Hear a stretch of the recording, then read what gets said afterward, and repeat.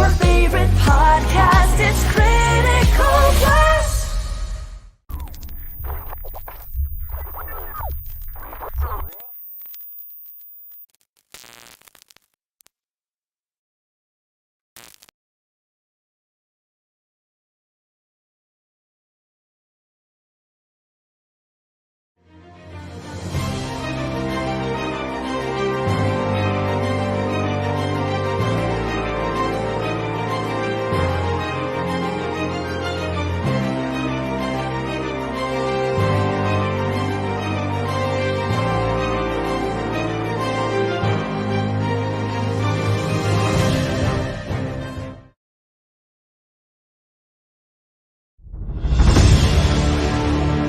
America's southern border has become a war zone. Human traffickers, drug smugglers, and terrorists flow across the Rio Grande with impunity, secure in the knowledge that no one will stop them. A distant federal government lectures Americans on their privilege while punishing overworked Border Patrol agents who were helpless to stem the tidal wave of invaders and determined migrants. Second-generation Cuban-American Marcos Zamora is a military vet, more patriotic than most Americans. No longer able to ignore the chaos at his doorstep, he acts. Joined by his best friend Gus, they hit the border every night, saving lives while stopping violent drug cartels and other opportunists. The government reacts with fury at Marcos' attempts to preserve American sovereignty, deploying the full might of their enforcement agencies. But Marcos understands that the only thing the rich and powerful fear is bad publicity, and he records every encounter.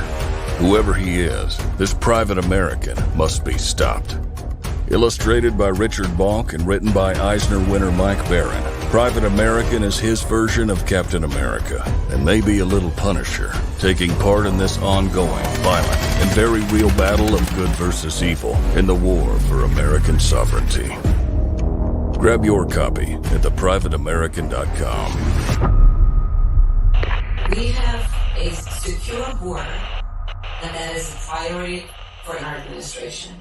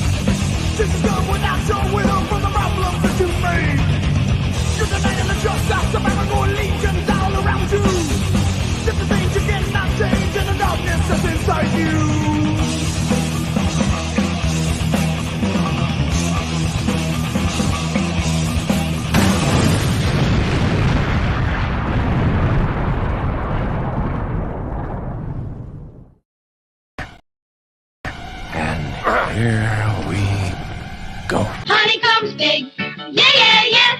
It's not small. No, no, no. Kiss my entire ass. Oh, my darling, not 3 times on the ceiling if you want me. I'm gonna get a cappuccino soon. I'm gonna strangle somebody. You know, this is, excuse me, a damn fine cup of coffee. Damn good coffee. And hot. Listen to me very carefully, because I'm only going to say this once. Coffee. Black. This town needs an enema.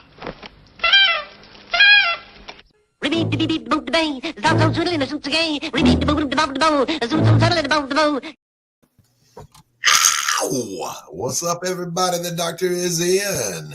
Dude, we be having way too much fun. They're lucky they didn't catch us when we were young, dude. Man, I'm telling you.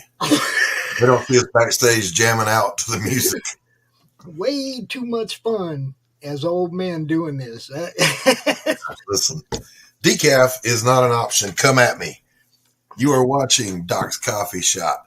Decaf is not an option. Addition. This podcast is guaranteed not to rust, bust, collect dust, kink, stink, turn pink, or rattle. It seems rainy season for 90 days or your money gladly refunded. If we ain't got it, we'll get it. When we get it, we'll funk it, ram it, jam it, damn it, pack it up and take it out to your car. No tipping allowed.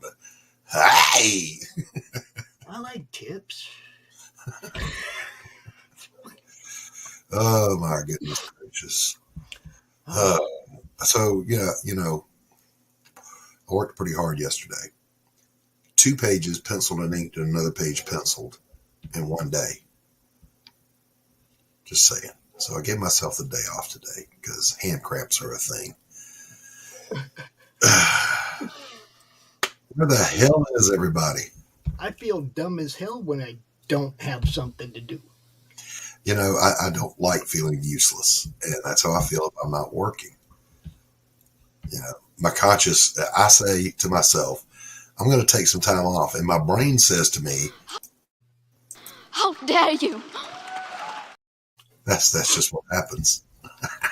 Well, I hate not doing something every day. I mean, we're of the same generation. I was raised that if you aren't doing something productive to move along your life goals, you're wasting time. Mm. It's always been that way. Even, when I'm sick, there was a period when I was disabled. That's when I did comics the first time. I couldn't go anywhere or do anything. So I was like, well, hell, I can draw. So I applied to some indie companies and got picked up and penciled books. You want to hear some cool shit? Tell me something cool. We in blizzard conditions right now. All right. Hey, Carol! We got the snow coming down. We went and picked up some kerosene heaters just in case. All that's, got ready, right? Prep the house. I told you, we was doing some stuff around the house, prepping the house. Guess what Travis, Sophia, and Gabe are doing right now? Tell me. They're out in the fucking snow, dude. Of course they are. In blizzard. Because of course they are. Carol, I told your story. Son and 2 of the grandkids are out in it. It's like, what can you do? Well, I mean, it's getting down to 13 here tonight, which is pretty cold for us. I mean, we've gotten colder. We've been below 0 here. We've been below freezing for the last couple of days, and tonight it's supposed to dip down towards 0 and stay there for a few days. Eek! Yeah, no. So Carol's in the chat. Hello, Carol. I was telling them the story about your chute didn't open and about the extension ladder. And my wife and my best friend were laughing until there was snot bubbles. I'm just saying. You got to come out here and tell that story. Pops hasn't heard it. Nope. And I'm not going to tell it. You got to come tell it. I got 3 more days of this.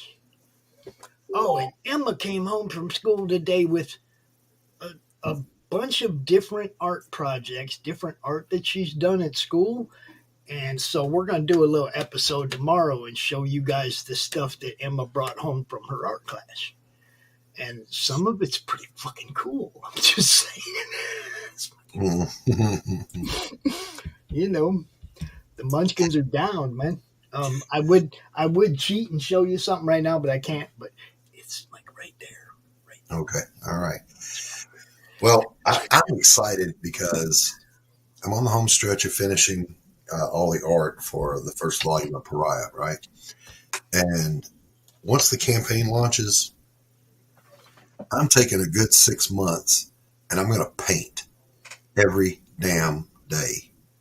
I am going to run out of, I've got canvases. You can't see all of them, but I've got art supplies everywhere in here. I'm going to empty this place of paint and canvases because I'm dying to be able to paint again. Just saying. Give myself a break from this. Details. The big brush. Yes. Stand away from the canvas. Arms length. He handles that thing like a rapier. You do. Same thing with ping pong, by the way. It's all on the wrist. All on the wrist. And I suppose for masturbation, it's all on the wrist also, wouldn't you say? How do you hold your ping pong paddle? Traditionally or backwards? 2 fingers. I hold backwards with the handle coming up between here. Paddle right here in my hand. Well, the reason I do that is if you're playing a speed game, which is where the board is completely smooth wood instead of the big pad, that makes it a much faster game, and you can flick the handle. It'll hop off your wrist.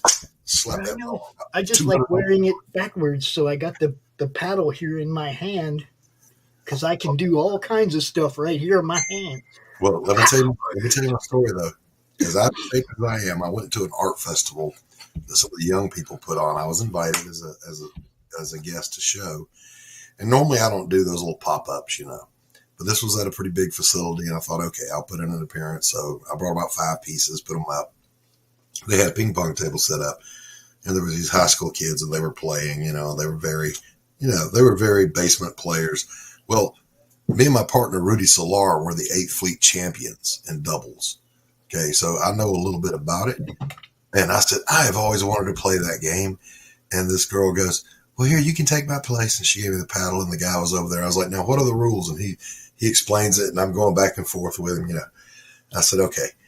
And then the match started, and I started, and he was like, son of a bitch, I got sharked. Yes, you did, kid. Mm-hmm. Yeah, man. There's Okay. Carol. There's Carol. Storytelling time. It is story time. Hi, Carol. Oh, thank God it's the right channel.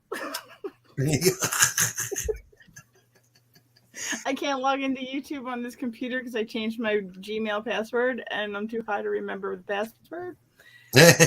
So I just physically typed in the link from the other computer onto this computer. Well, So you I could read the you number. got here. I didn't end up in a stranger's stream. But you know what? If you did, you just stay. Just stay. Hi, I'm Carol. Hi, I'm Carol. Just Carol. Carol. So we were telling stories, everyone, about falling. And when I fall, I started off by saying it takes forever for me to fall, and I have time to memorize Mark Antony's eulogy of Julius Caesar on the way to the ground. And then Carol shared a story about falling, and then she went on and shared another one about another accident. So you got to tell both of them. Damn, I got 2 falling stories too. So go for it, Carol. All right. The first story is falling. I was in my friend Dan's truck, and it was one of those souped up F-150s, with 8-foot tires. So the truck was really high, and I wasn't really used to sitting in it. So when I opened the door to step out, the ground wasn't there. So I plummeted 8 stories down. And he jumps out, runs around the car to see what happened and to pick me up. And he's like, what happened? And I just looked up to him and I said, my chute didn't open.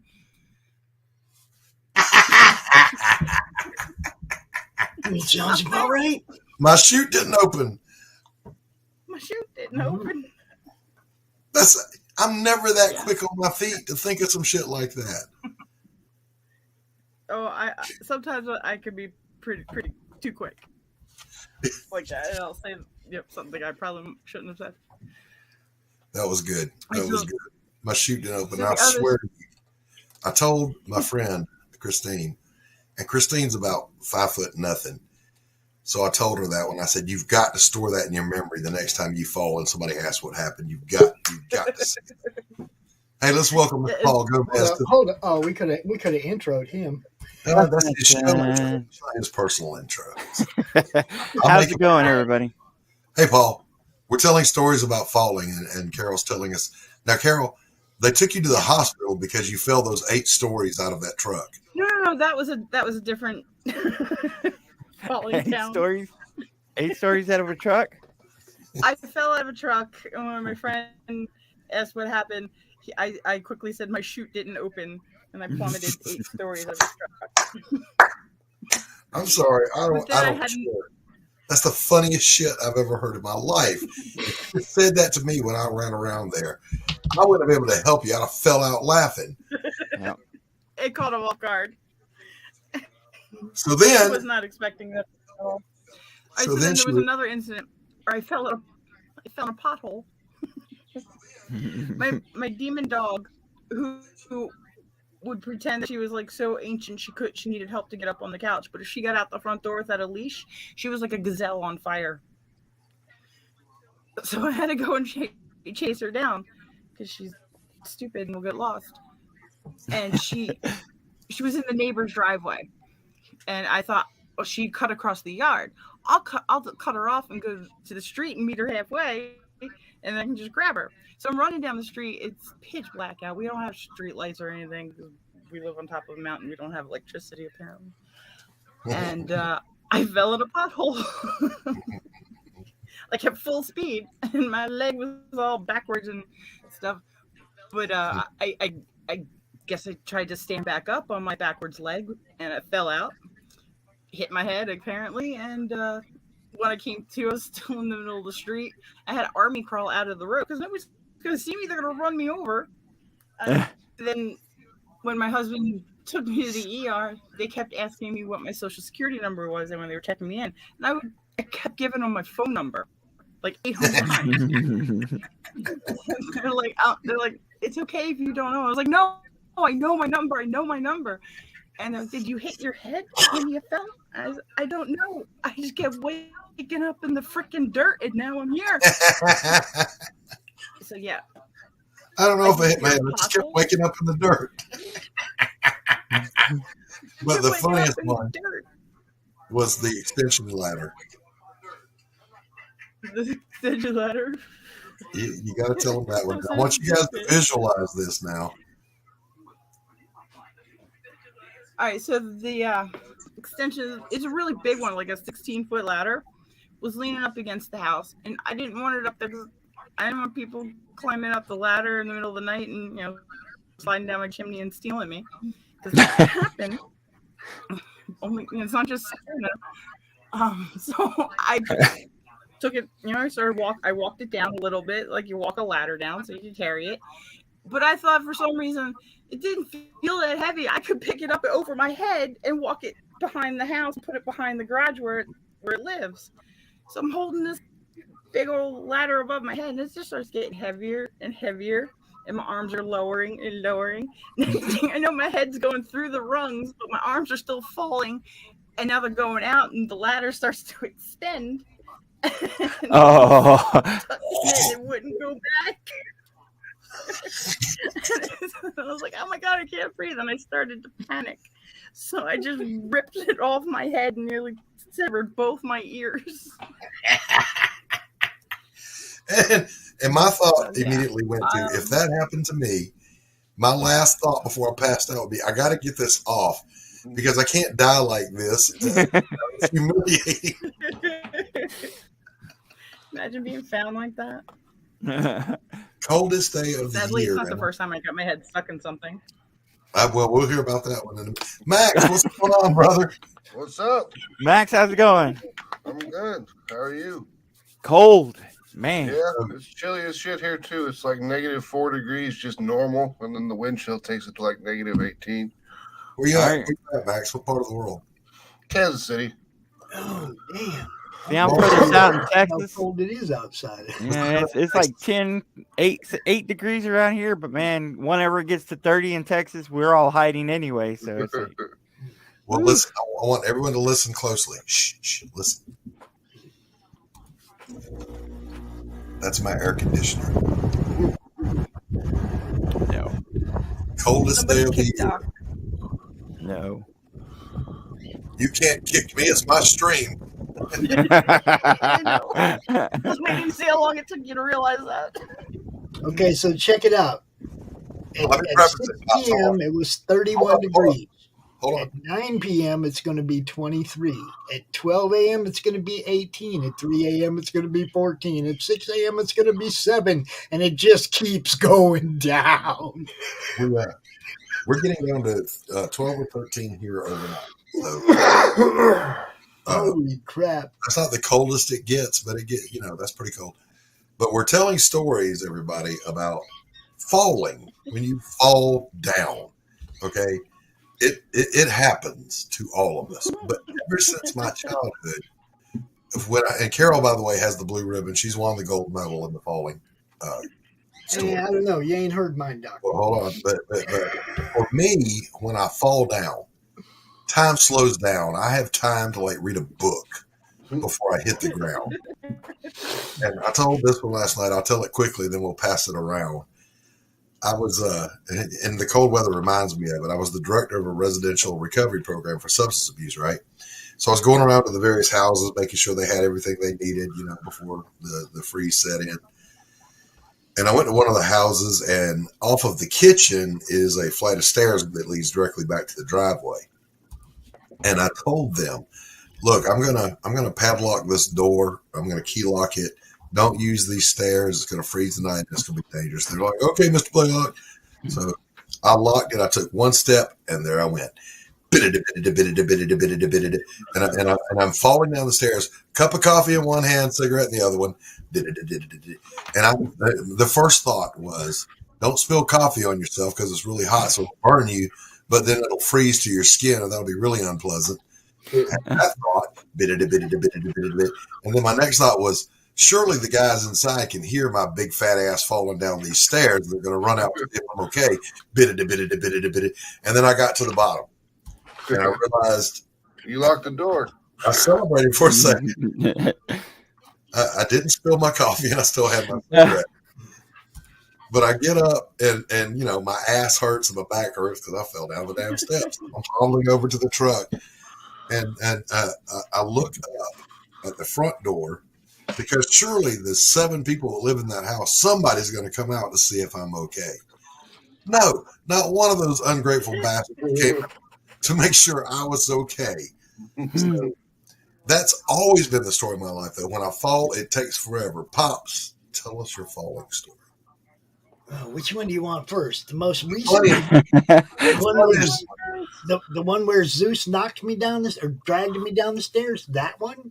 I know that one because that just happened not long ago. Yeah, that long ago, huh? Yeah, that shit was for real, dude. Those stupid ass dogs were fighting, and Rocky was at the bottom of the stairs, and Zeus was at the top. And Zeus dove. He fucking dove off the top. He's headed for the bottom, and it was like I tried to stop his big ass. All I did was land at the bottom of the stairs. I held on to him. I didn't let him fly, but basically I took the whole brunt of the fall because I was holding on to him and not trying to break my fall. Does time not slow down for you when you fall? Huh? Does time not slow down for you when you fall? It depends. Okay, I can tell you another story in which time slowed down a whole bunch. Okay. Well, let's hear that one. There's the first one though. Okay, I was young. I was like 11, 12 years old, and my friend had a tree fort that was about 25 feet up, and we had rope ladder. Rope ladder decided it wasn't going to handle Pops one day. It was all the way at the top of rope ladder. Pops landed on the ground, right foot on a 2x4 with nails sticking up out of it. Oh, yep. Ouch! We had to go to the hospital, have board removed from foot, and hobble around on crutches for a couple weeks, and all that. Hello, Kate, darling. Good to have you. Third one was maybe the third time I went skiing and last time I went skiing. All right, wait, you got to save that one. We're going to go on 2 at us. But, my question is this. Was there screaming? The third one is the one that time slowed down for. Yeah.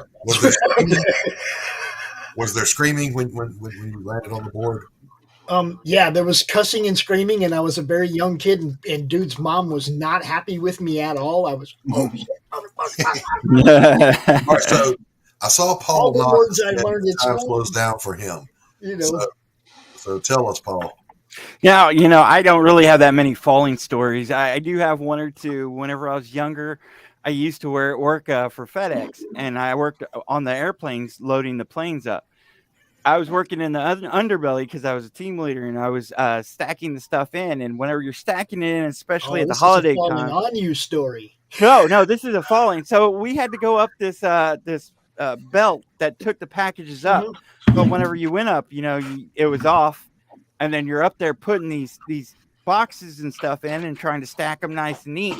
And they have this thing on while you're in there. In holiday time, they stack it so packed that you're halfway out and halfway in the plane. So I'm trying to stack all these gifts, boxes and stuff real nice and neat, make sure they fit in there. And I fall down this belt that's going up, mind you, at the same time that I'm falling down. Down the conveyor belt.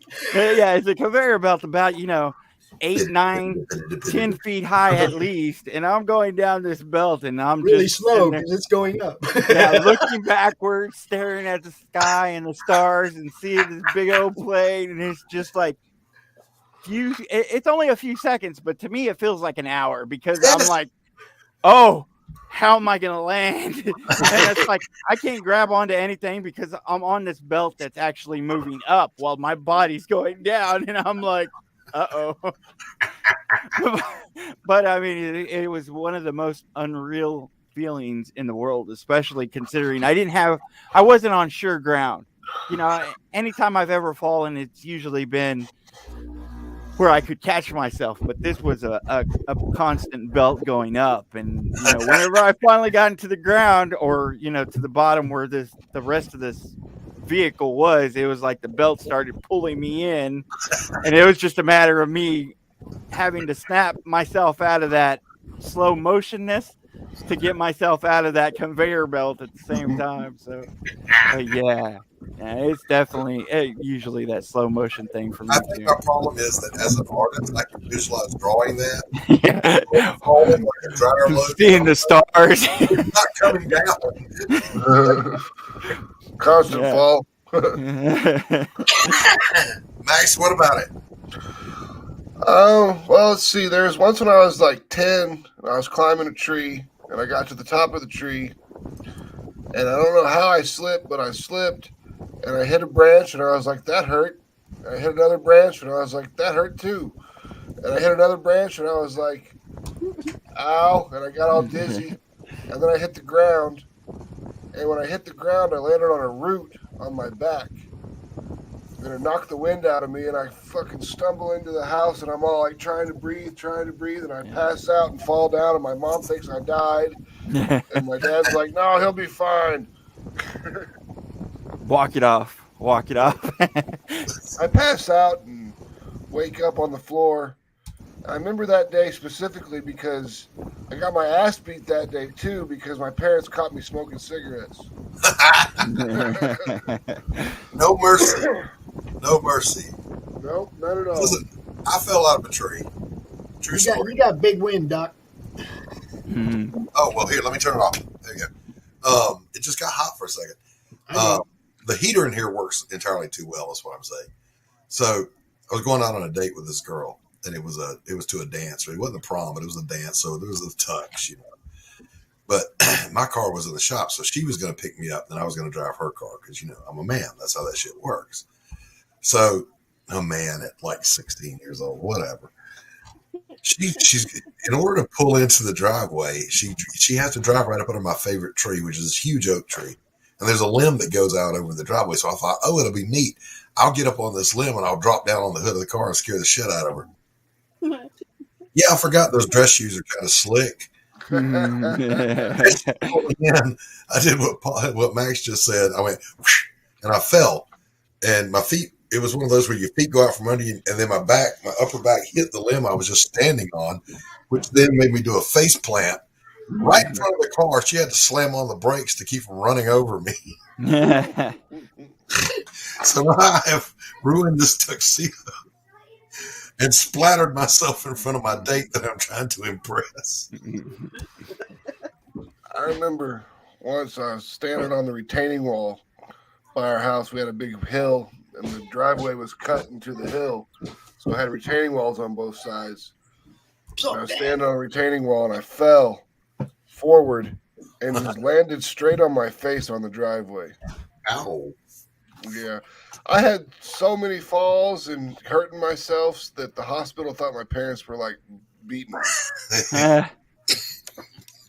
They called me accident prone. Parents Social services showing up. Mm-hmm. Asking me all these questions. Do your parents beat you up? And I'm like, no. Hell yeah, they whoop my ass every day. It's like, no, I'm just stupid. So, Pops, tell us the one more time, slow down for you. Okay.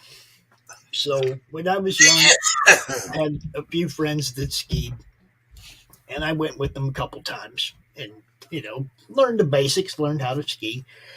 And third time I went out with them, well, they're going down this hill, and they're getting farther and farther ahead of me, right? And I'm like, man, I'm gonna lose these guys. I'm not gonna know the where they're going, and I'm gonna get screwed, right? So I go into a tuck and I start hauling ass, and I'm catching up to them, and they all went woof off to the left, and I went woof, and all I saw was treetops. And I was like, oh fuck, I'm gonna bite it now. Bam! I landed in like an 8-foot snowdrift. So I just ended up with like a torn MCL, I mean, one knee, my right knee went to the left, But for the most part, I mean, that could have been so much worse. I could have went into a tree. Yeah. I mean, I got lucky, man. But thank God for that my cousin died sledding. He was sledding down a hill and he hit his head on a tree. He ended up going brain dead, and they had to pull the plug. Yeah, I didn't hit no tree, but man, it was like, I had plenty of time to think about how much this is gonna hurt.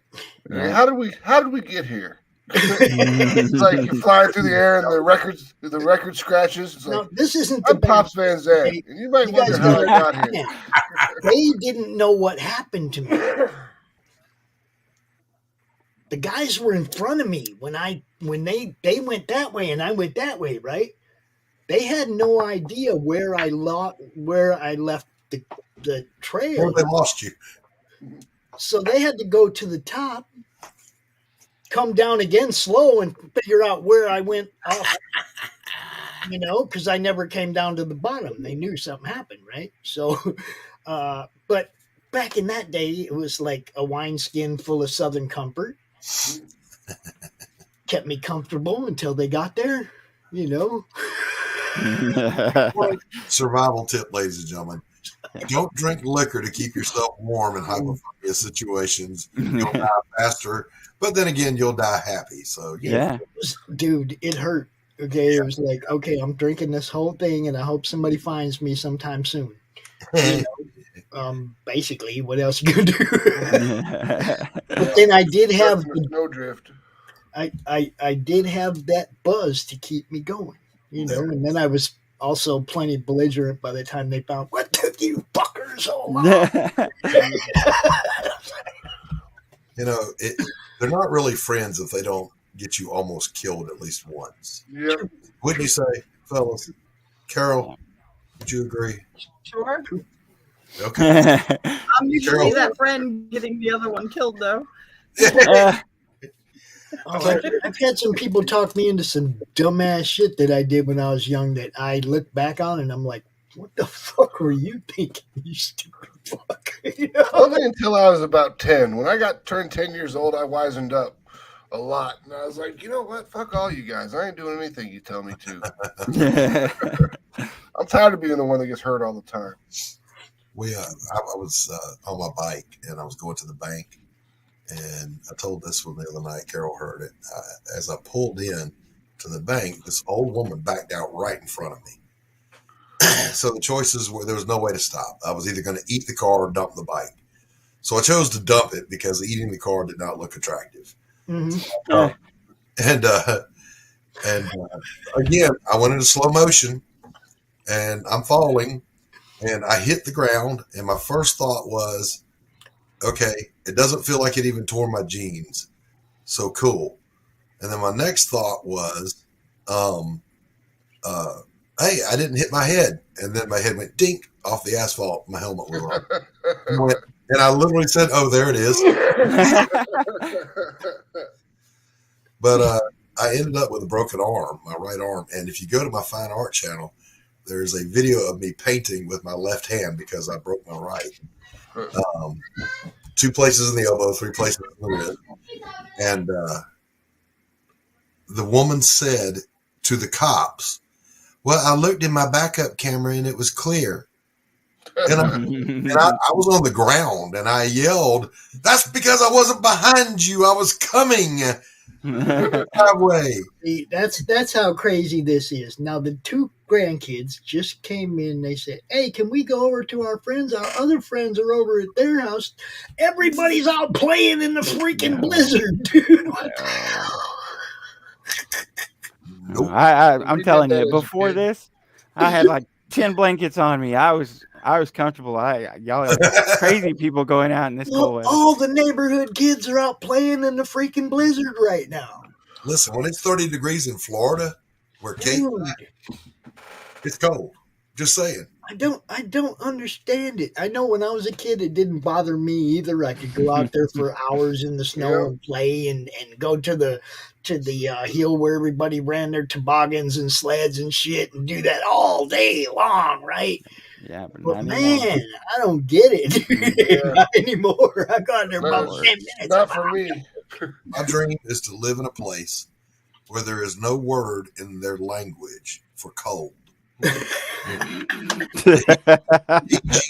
It's called Phoenix. I want to be with a girl wearing a grass skirt and a coconut bra, and she says, "Tell me the magical stories about winter." You hear everybody in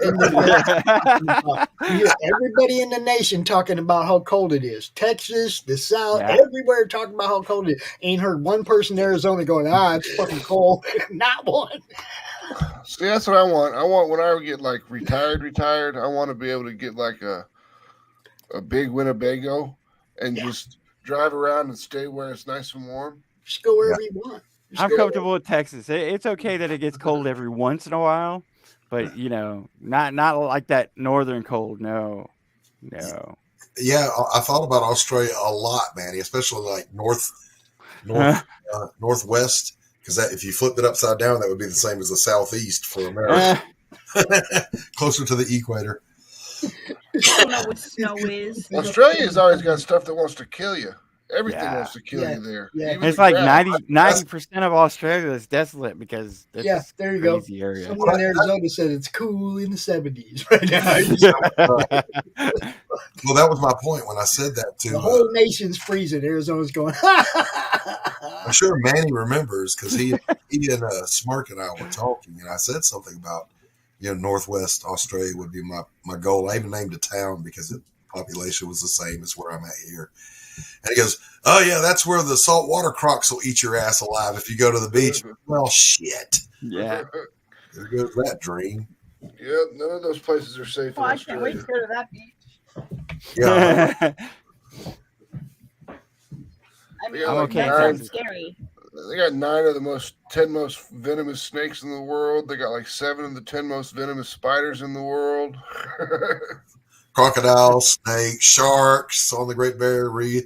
That's all. That's all you got to worry about. By the way, was anybody at all on Earth surprised that an animal killed Steve Irwin? No. Oh, that was so sad. That was sad. I don't think anybody was surprised by that at all. Yeah, there's no way you could be surprised. I heard it on the news and I went, well, how else was he going to go? Yeah. Some animal was going to fuck him up. He wouldn't go. Well, He was constantly asking for it. I like it. There's a crocodile here. Crocodiles in the front yard for me at my castle in Times Square with the moat. Gonna jam my thumb in his butthole. What? You couldn't wait for me to play it, could you? You couldn't wait for me to get it loaded. You had to say it. Queensland. Jam my thumb in its butthole, man. This should really piss it off. Oh yeah, that pissed it off all right. I gotta be careful. This guy rules. No. You did not. And of course, as he met Steve Irwin when he was 12. I don't believe him. Maddie, come on out here and tell us about it. The link is Get in. your ass up here. Tell us Tell the us the story. story. You got to get in here and tell us stories, bro. We need some down under thunder. Down under thunder. He's got his magic locks he can wave, and all the girls will come running. Oh no, he's so upset over that because it got him put on Dillard's chart. He's got it. He's got video evidence somewhere. See, he says, I did. I could prove it somehow. Oh my God! So yeah, again, just not surprised. Okay, Manny's going to come. He said, "Hang on." You know, which brings me to one of the topics that I frequently talk about. If you ever read any of the following in my obituary, call Columbo to investigate. Okay, his chute didn't open because I'm not going skydiving. The bungee cord broke. I've been skydiving. No, that would never happen because I'm not bungee jumping. That's on my bucket list. Yeah, good luck with that. You have to turn on your camera, Manny. The army, The army. Die by shark. the army sent me jumping out of airplanes. It's like, I jumped out of an airplane. We're gonna take you up in this perfectly good piece of shit, and you're gonna throw your ass out of it. And I'm like, all right. Now, I did jump out of an aircraft, but it was a helicopter. It was only 20 feet above the water. That was a huge jump, though. I'm just saying. Yeah. I jumped out of an airplane. Like, when am I gonna hit the?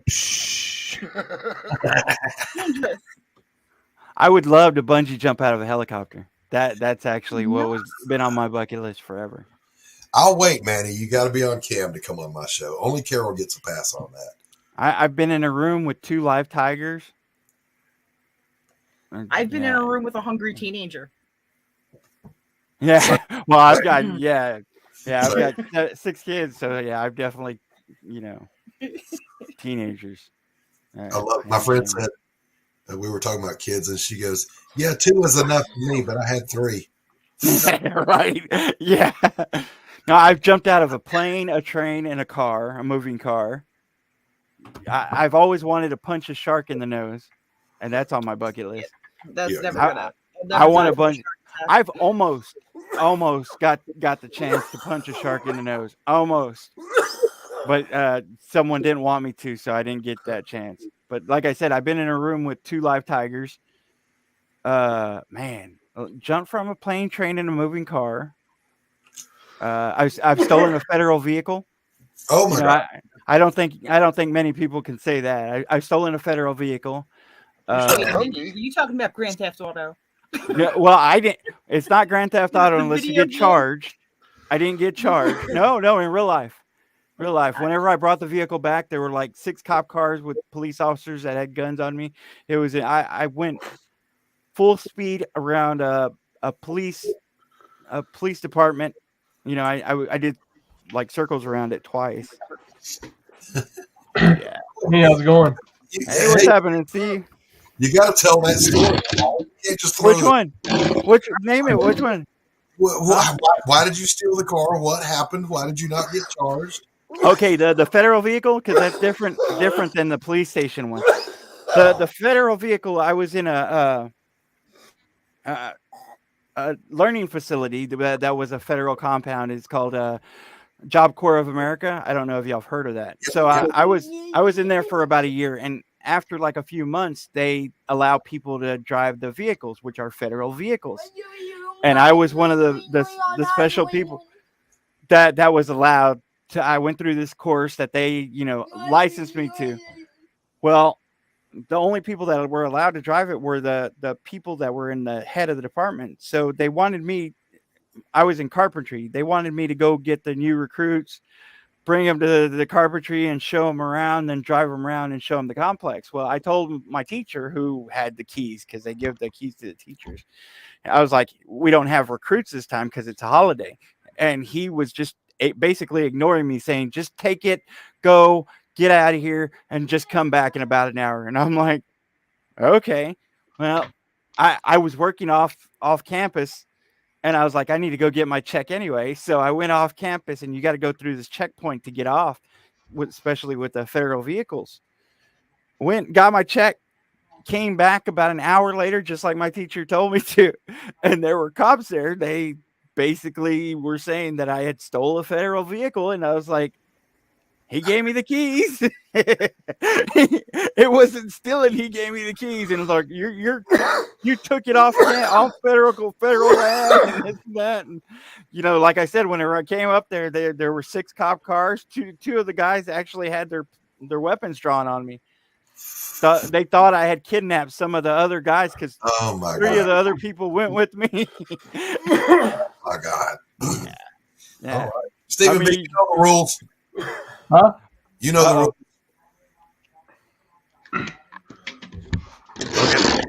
There he is. How you doing, Stephen? Doing all right. So what's the difference between Stephen with a PH and Stephen with a V? Hey. Do the PHs feel superior to the Vs? No comment on that. More fancy. More sophisticated. No comment. It's the Stephen PH. How do we get F out of PH? Phonics. I'm hooked on phonics. So my other falling story, I got to tell you this one. It's a true story. It's a military story. Of course it is. We rappel in the military. I don't know if you guys know that. It's a thing. And to be the range safety officer at a rappelling tower, you have to get certified every quarter. So every 3 months you're jumping. You have to do a helo, which is just jump into nothing, Then there's the Australian, you got to go face first, which is scary as shit. And then you got to do the wall rappel where you do the bounce down the wall thing. And this is like a 50-foot tower, which is nothing really. So I did my first 2, and I was saving the wall for last because it's the easiest. And it's not really the easiest. The helo's easy. You just fucking fall. But it was winter. And the wooden planks and they're hugely wide. I think they're like 30-something feet wide. It had been dewy and rainy, and they were frozen. So when I came on my very first bounce, it was slicker than glass, and my feet went out from under me, which means I was upside down on the wall. Boom, boom, boom, boom, boom, boom. And I got cracked up. I started laughing because it's funny. You're not going to fall. Your belay man can stop you just by going with a line, and you can't go if you wanted to.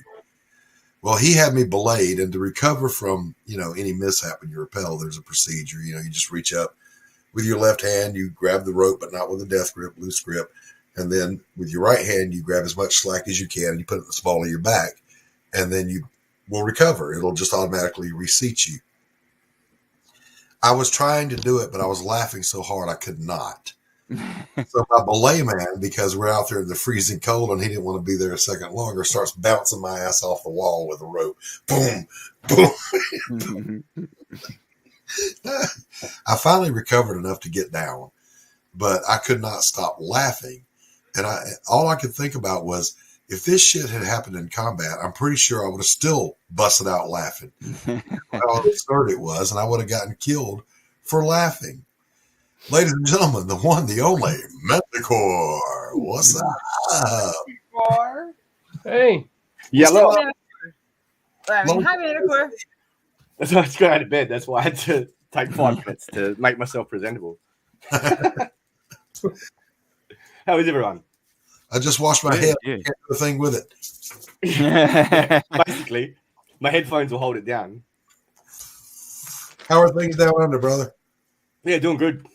Can't complain. Summer down. Christmas. Yeah, Christmas, summertime. That's so bizarre to me. It's funny though too, because like Christmas Day, like it's in the middle of summer, but half the time it's never hot. Like my auntie's got a swimming pool, and we used to go there all the time for Christmas. And like you'd be hanging out to go swimming, and it'd never get hot enough to swim. Like it'd be like 25, and every other day leading up to Christmas would be like in the 40s. And then Christmas Day would just be like a nice, comfortable day. It's like, you bastard. Now 40 Celsius is hot as shit. Yeah. Yeah. You All speak American, Manicore. He said she's ready. I don't speak gibberish, mate. The rest of you should join the fucking the real world, like instead of fucking staying in the past. Drive on the right side of the road. We don't speak. Hey man, it's the right side up here. I tell you. You're upside down. No, it's the right side up here. I'm telling you. No, you're upside down. Just accept it. I deny all. I will prove it to you. It's refute. Dude. Your toilets don't even flush the right direction. No, they go the other way. We just like to be different. That's what it is. Like, We've had this conversation, and that's actually it's been the same direction. Did they? Yeah, we did have that. I remember that now. I remember. Same direction. Smirk went and checked. Did he? I remember now. Well, it has begun. Mortal Kombat? Power went out, came back, so we ran through the house and got everything ready, flashlights and candles and shit and everything. Mortal Kombat. Boom. There's in case you haven't heard, Manny, there's a huge cold snap hitting the U.S. right now. I did hear that, yeah. Oh, dude, holy shit here. I'm just letting everybody know if I go cold, I hope y'all still handle your shows and do what you got to do. I could be out. It could be gone for days. We live out in the woods. And I'm going to say the same thing. Pops knows. I live in a little bowl valley. I mean, it's literally not even a mile, but it's like a pocket. So when things fall, they fall toward the bottom, which means limbs and trees and shit fall on the power lines, and we lose power down here all the time. So well, I'm leaving you. I'm leaving you with the admin prib in case you have to send them to the next guy up, which is Stephen B. Actually, so I'm definitely sending it south to Stephen B. or to Paul. They're in warm weather. No, I mean admin privileges for his show tomorrow. If I go dark, I won't be able to send him to him. So I'm leaving you as an admin so you can. What I'm saying is, I'm sending it where it's warm, and that's him. That's fine. I'm just saying, keep the network running, dude. Listen, if I go dark, I can't send people admin cribs or anything. With smoke signals, we'll get it right, Manny. I got to talk to you about this now.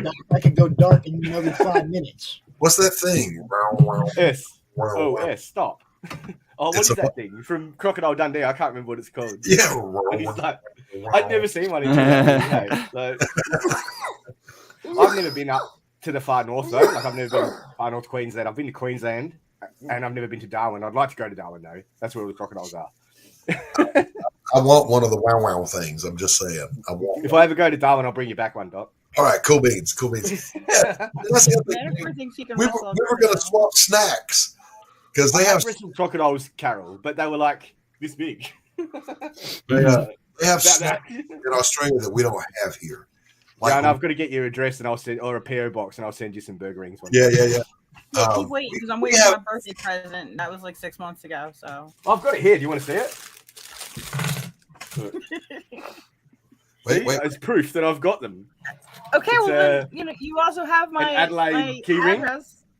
And then an Adelaide boomerang too. Look, you even got a boomerang key ring. Yeah, but it's going to cost like $75 to ship. Yeah, I know it's going to cost me like $100 to send it. Well, look, Manny, my problem. We'll do it all in one package to the U.S. and then Carol can forward mine to me. Okay, that sounds like a good idea, actually. But llisten, we have fun. Burger rings will cost me $3 for a packet, mate. Like, but everybody knows, like it's a different story. You guys know what Funyuns are, right? No, we don't have those yesterday. Yeah, they're chips that taste like onion rings. And Manny, onion rings. They have the one that tastes like a cheeseburger. Yep. They're called burger rings. I have to have. What are they called? Burger rings. Yeah, burger rings. I gotta have one. I gotta have one of them. I don't think they taste like burgers. Like I honestly don't. It's a weird taste. Like it's not burgers though. No. Oh, okay. All right. But I still got to try one. You might think it does. I don't know. It might be my taste buds. Yeah, I mean, what if our burgers taste different from your burgers and we just don't know? Maybe. We don't know. Apparently, your burgers are better. I've had American style hot dogs and they were fucking wild. Like, there's a place in Adelaide that does them like up near Semaphore, and they do like loaded fries and the New York style hot dogs, and man. Oh wow! See, we don't here. Like you don't like them? No, they were really good. You guys Oh, like thanks. grease a lot though. Yes. Yeah. Yes, we do. Grease makes everything taste better. You got to Yes. lube up those arteries. Yeah, In you got the- to. Yeah, it's got to go down easy. In the Southeast, we deep fry everything. Everything. Yeah. I mean, just saying, you know. It's like that in restaurants here now, though. Like if you go to a pub for a meal or something like that, everything is. If you get a schnitzel, it's deep fried. Like, yeah. Everything that's fried is deep fried now. If you didn't have a little granny that wore an apron all day and deep fried you, bacon and strychnine and eggs in the bacon grease and used the bacon grease to make her biscuits, you didn't have a proper upbringing. I'm just saying. No, my dad used to do all that shit, like the meat, like we'd like cook steaks when I remember like I was about 7 using one of those vertical grills. It's like a toaster. Cooking my steaks in there, and then and I always ate it rare, like blue, like, even when I was like 6. See. So you were always, what makes a man. I was gonna say you were always gonna do that right. You didn't have a choice. No, didn't have a choice. You guys got doner kebabs down there? Yeah, they're good. The ones that are shaved. Is that what? The shaved. They're really. The meat. Yeah, that's the best drunk food in the world. What is it? Steak doesn't do them as much. They're called doner kebabs. It's Lebanese, I think. Yeah, it's like Lebanese. Yeah, I think it's Lebanese Like or Jeffrey Turkish. Dahmer kebabs? You're eating people? Doner, Doner. Like the Donner Party? Donner Party where they ate each other? Jesus. Yeah. That was my favorite party. You shut up. A bit of a Hannibal Such a lecture good there. time there. Those are the best drunk food in the world. It's like Yeah, they're pretty good. It's like shaved My state beef doesn't do them, but if you go to Melbourne, they're massive in Melbourne. Like everyone in Melbourne eats them. Like, they're everywhere. There's one on every 3 blocks. Yeah, that's the way it was in Germany when I lived there. I can't There's find one them here. There's one here, and it's like a food cart. Like it's not even a shop. It's a truck that drives around. Like, so you gotta look for it. They're getting really big here. You'd never see them before. Like in the last 5 years, like street food has gotten huge. That's the way it is here. Like they've gotten a whole lot more food trucks that have kind of propped up. I guess it's cheaper to run a business out of a truck than it is out of a. You got to pay rent and do all the other stuff as well. Do you guys hear me? For sure. Yeah, sort of. It's a bit windy though, Doc. There's something wrong with you. What is that? That's his air conditioner. That's Doc. You got the window open or something there, Doc? Doc's trying to cool us all off. Cool down period. We've reached the cool down period of the show, everyone. Yeah. There, that's better. Yeah, that's better. I had to switch microphones just so I could have my air on. I can't believe I'm running my air conditioner on the coldest day of the year. Can't believe it either, Doc. Doc. I'm sure later Mine's on ridiculous. tonight. You turn it on for 5 minutes, and then you got to turn it off because it's too cold. Yeah. That's how this heater is. When this heat is on in the studio, it doesn't matter if it's 5 below out there. You're gonna sit in here with your shirt off because it's hot. Mm. Pants check. Pants check. Oh, well. I'm not aiming my camera down there. Exactly. I'll leave that to your imagination out there, dude. I was told you got tentacles. Oh, God, here we go again. You can't. You can't do a pants check when you're on with Rex. Don't make me do the Cthulhu chant, Carol. Oh God. He's not here. I can't get in trouble for this right now. So I have. I bet he sees everything and knows everything, mate. So I you'll get in trouble. know, but he's not here right now. I can do it, and I'll suffer the consequences later. Yeah, and I'll laugh. Carol, are you wearing pants? Yes, I'm wearing pants. Okay, all right. Yeah. So pants check That's is only- complete. It's only on Sundays. No pants. You don't want Sundays.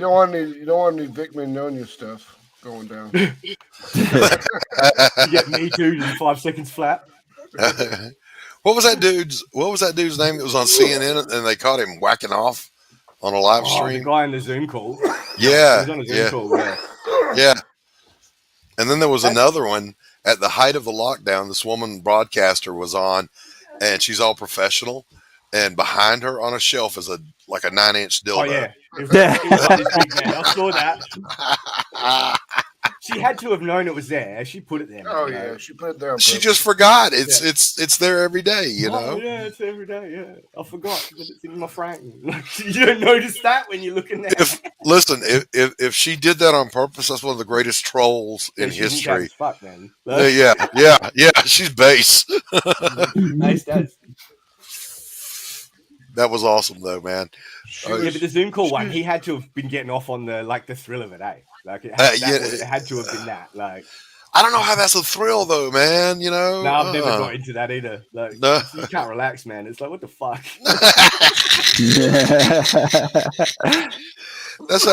That's how you know I could never be that kind of perv.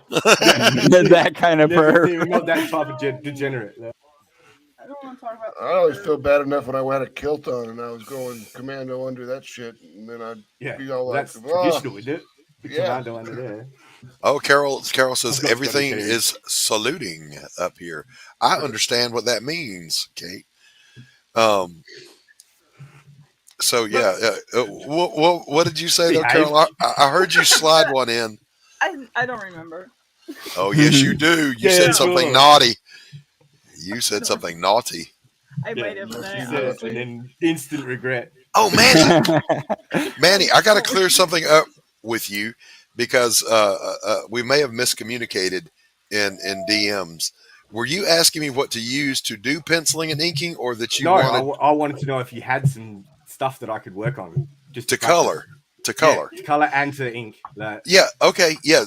In DM, send me your email and I'll send you a page. Cool. No worries. All right. Thanks, Doc. Appreciate it. Well, that all that means though, Manny, is that when I typed that response to you, I was in fact an idiot. So yeah, I read it and I was like, what the fuck are you talking about? He was well. I mean, you literally asked, "Did I have some pencils or inks or what?" And I'm like, "Well, I mean, yeah, but you could probably buy them there cheaper than I could ship them to you." I was like, "Does Australia not have ink?" Oh, you mean fresh out actual pencils and ink? No, I'm using it on digital. Like, I've got a tablet, so like I just want to practice. Fresh out of ink in Australia. All right, so we got none of them. So it'll be we're using crushed up rocks again. So. Yeah. It'll be a JPEG, Manny, because I can't send a TIFF. My computer won't even open a TIFF. So I'll do it through Clip Studio, so I can open pretty much anything. Right. Well, I don't have enough RAM to even open my own scans because my computer. Got a new computer. So. Oh, see, mine got hit by lightning last year. Hence the background and shit. Yes. Behold. Yes. You don't have to look at my little tiny box in the room anymore. So basically, Kate is saying, "Do you get it now?" I got it first. Yeah, I understand. Yeah, that's why I told you to behave. We're going back to AOL days. Hold on, I'm doing it right now. Yeah. There we go. It's in the chat.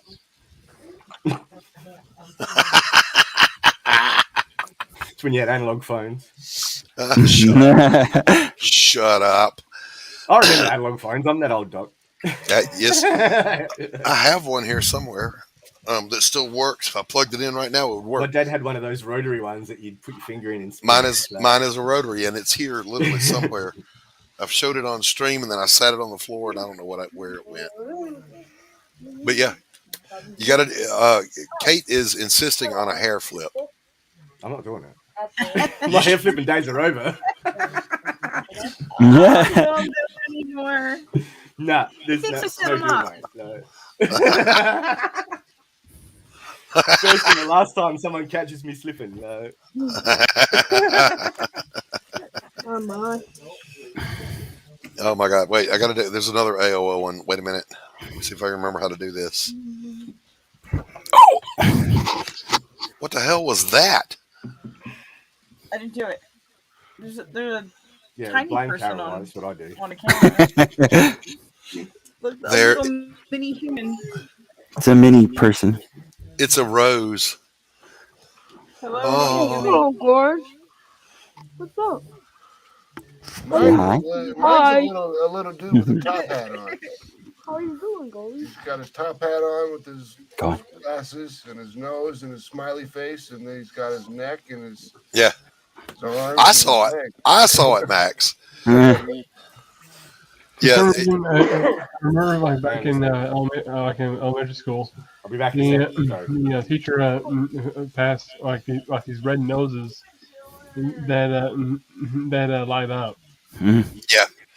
There was this thing in the AOL chat rooms where these online cowboys would show up and they'd go, "Howdy, ladies, tips hat." And I'm like, I could never help it, man. I effed with them so hard. I was like, "Oh, so you're just saying hello to the ladies? What are you, some kind of troll? You're going to do a digital rose next, aren't you? Howdy, howdy, howdy." And I would give them hell. Never even been near a cowboy. I used to hang out at the Red Dragon Inn on AOL. It was a role playing board. I would always go ironically enough, in a coffee chat room, and it was called Morning Coffee 30 and Up, and so I knew there would be no kids in there, or supposedly not kids, and go in there and hang out and have coffee and talk to people. He doesn't mean mentally mature, Doc. You know that. I know. But it was fun. It was fun. You of all people know. The Red Dragon Inn, man. We used to do that shit all the time. Like, we'd be on constantly. We'd be stealing AOL. I mean, because like AOL, they were so dumb. Like, if you put a bank account number in there, it took them 2 weeks to hit that bank account number and then realize that it was a fake bank account and to terminate the account. So, like, you just keep doing it. They never caught on. You can do that with Spotify and stuff like that. You just keep changing your email and they keep giving you a 1 month free trial. I did it for ages. Exactly. Yeah, you didn't realize like when you were doing that if you actually tried to unsubscribe, they'd give you a month free every time. Oh, did they? No, I didn't know. Like, I just kept making a new email and doing it. They didn't want you to leave. They didn't want you to leave. Yeah, no. You can enter, but you can never leave. Yeah, you can check out anytime you like, but you can never leave. Yeah, AOL. Does anyone remember that? AOL. Yeah. The quote unquote hacking software, but really it was just like a card generator. Yeah, and I remember. You remember Waveband? A friend of mine used to do all that stuff, hacking. We used to have Wave Wars. They're little sound clips. I would give a lot to have Waveband running on StreamYard and have all the waves I had back then, because I could carry on an entire conversation, a debate, a shit posting stream, beef, didn't matter. I had thousands of waves. I would get you. I want it back. I want wave. Lined up. That's a cheats way, Doc. You got to keep the mind sharp.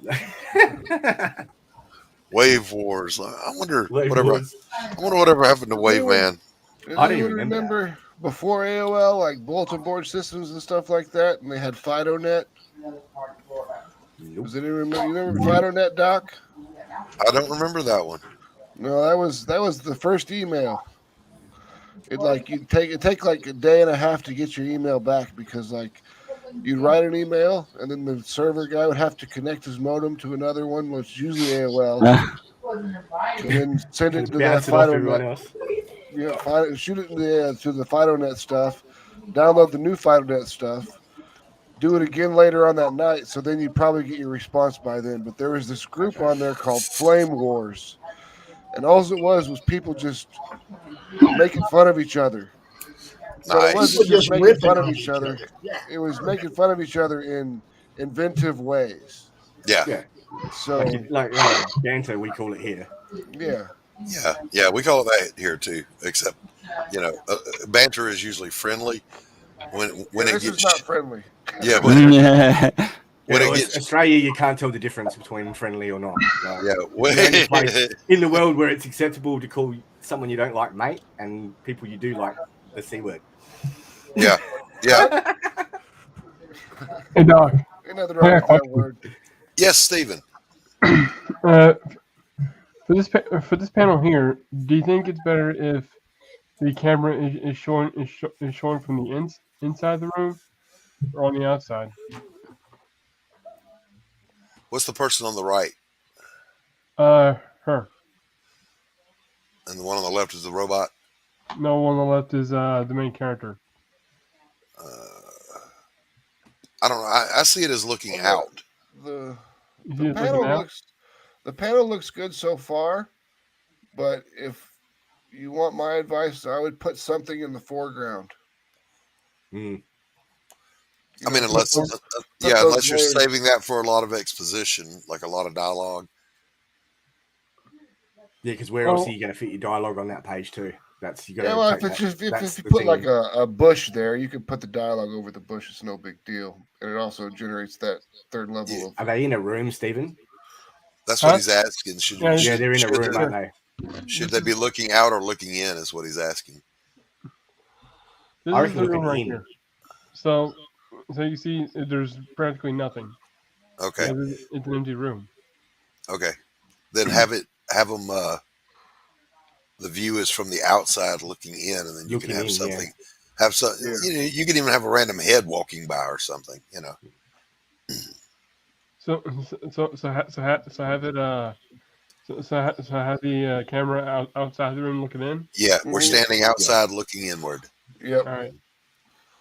That's a cool little visual quirk too, because it's like you're the reader, so it's the outside looking in as well from the reader's perspective. Yeah. Yep. I think I need to fix his face in edit. I don't know. She might need a little help. Well, I can't. There's good surgeons around that can fix that sort of thing. I had her face drawn somewhere, but the thing is, I can't find that same page anymore for some reason. Well, Kate's on a roll tonight. Look.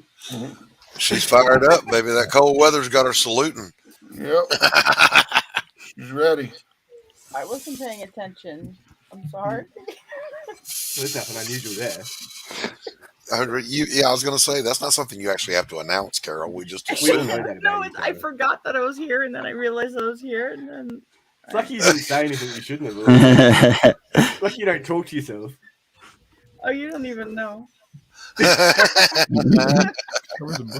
You think this right here is all crazy and dumb? No, you don't know.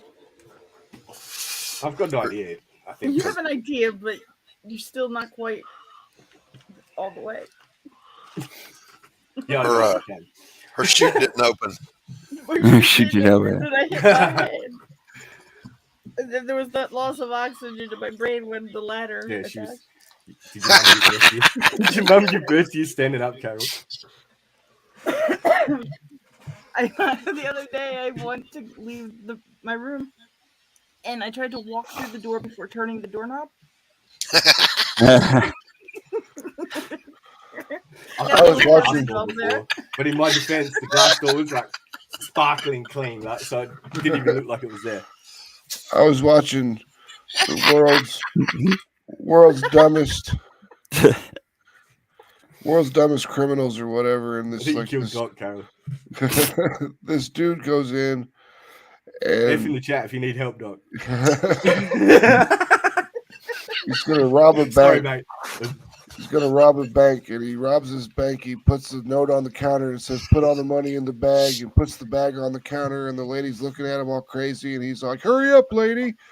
And there's a cop standing behind him the whole fucking time. Worst timing ever. Listen, the fact Manny's punchline at the end of that, just clip that part out because that's all you need to say. In all fairness, that glass door was sparkling clear. That's all you need to say to know that he walked into it.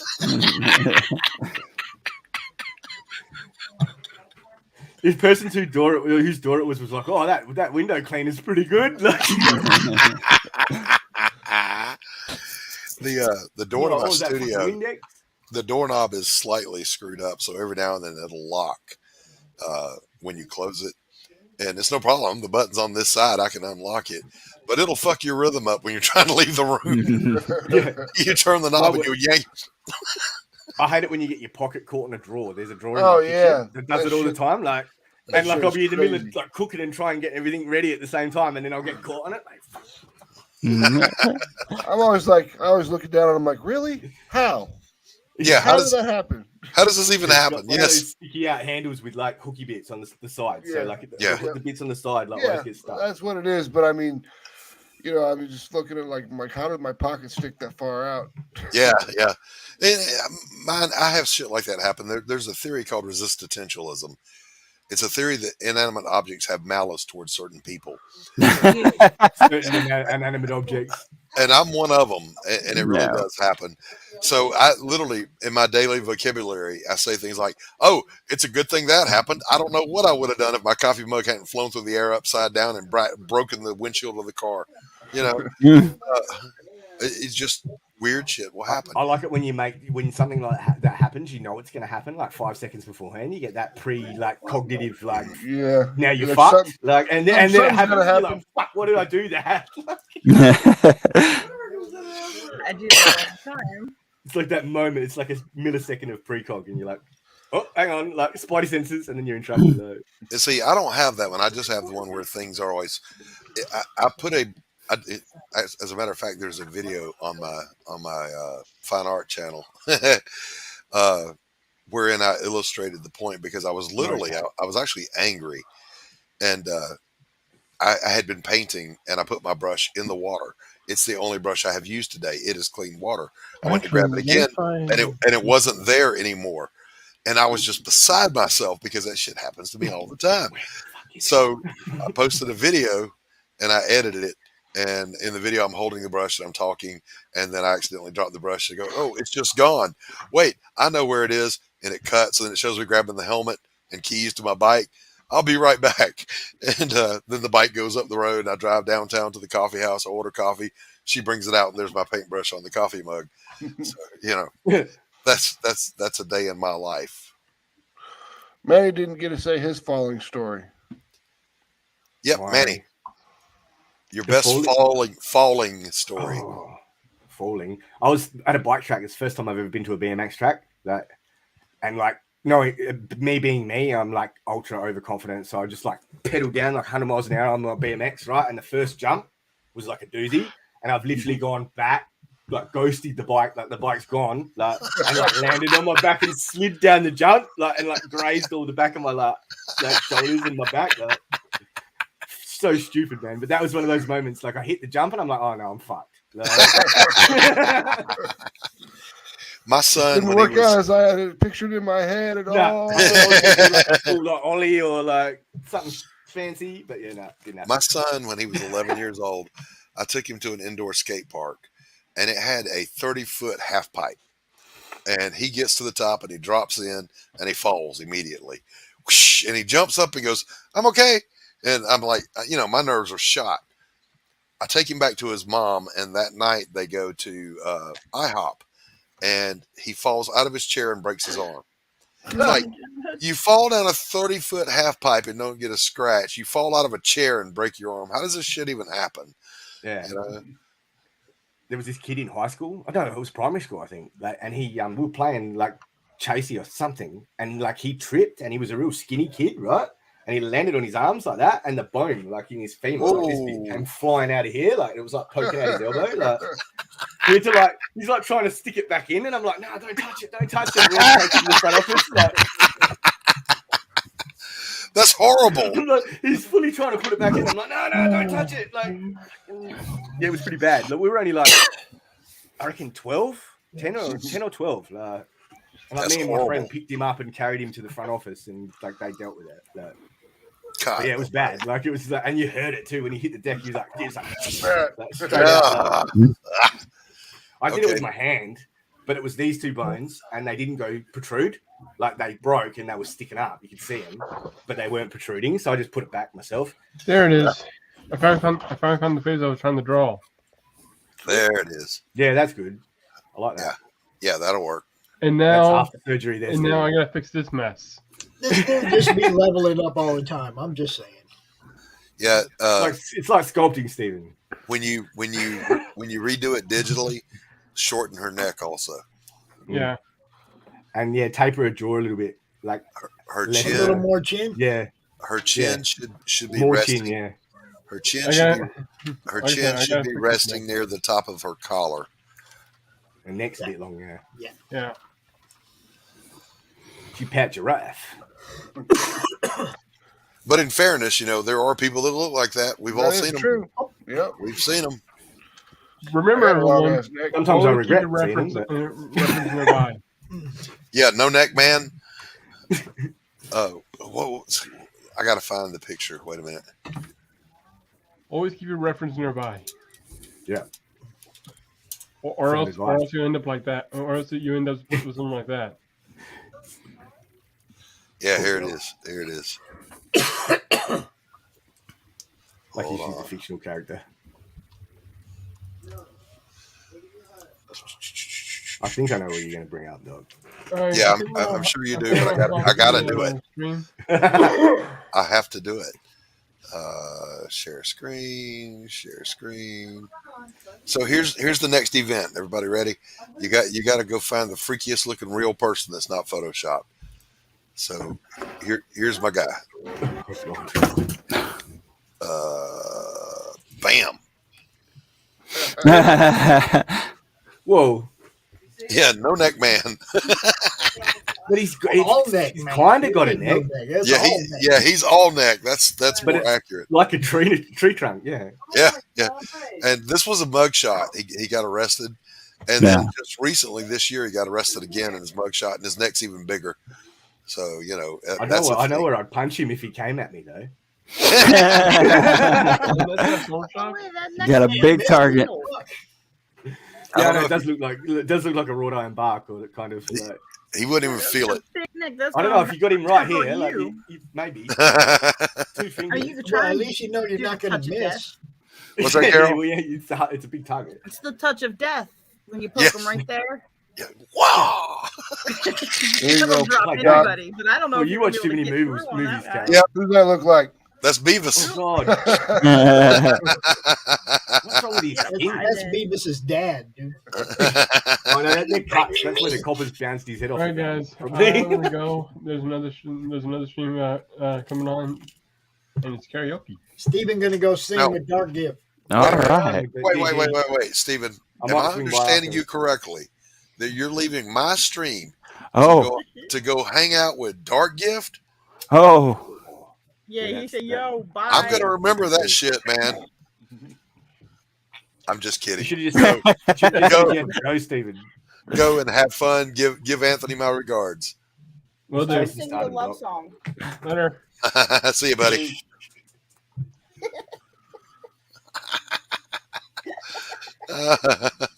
How dare you?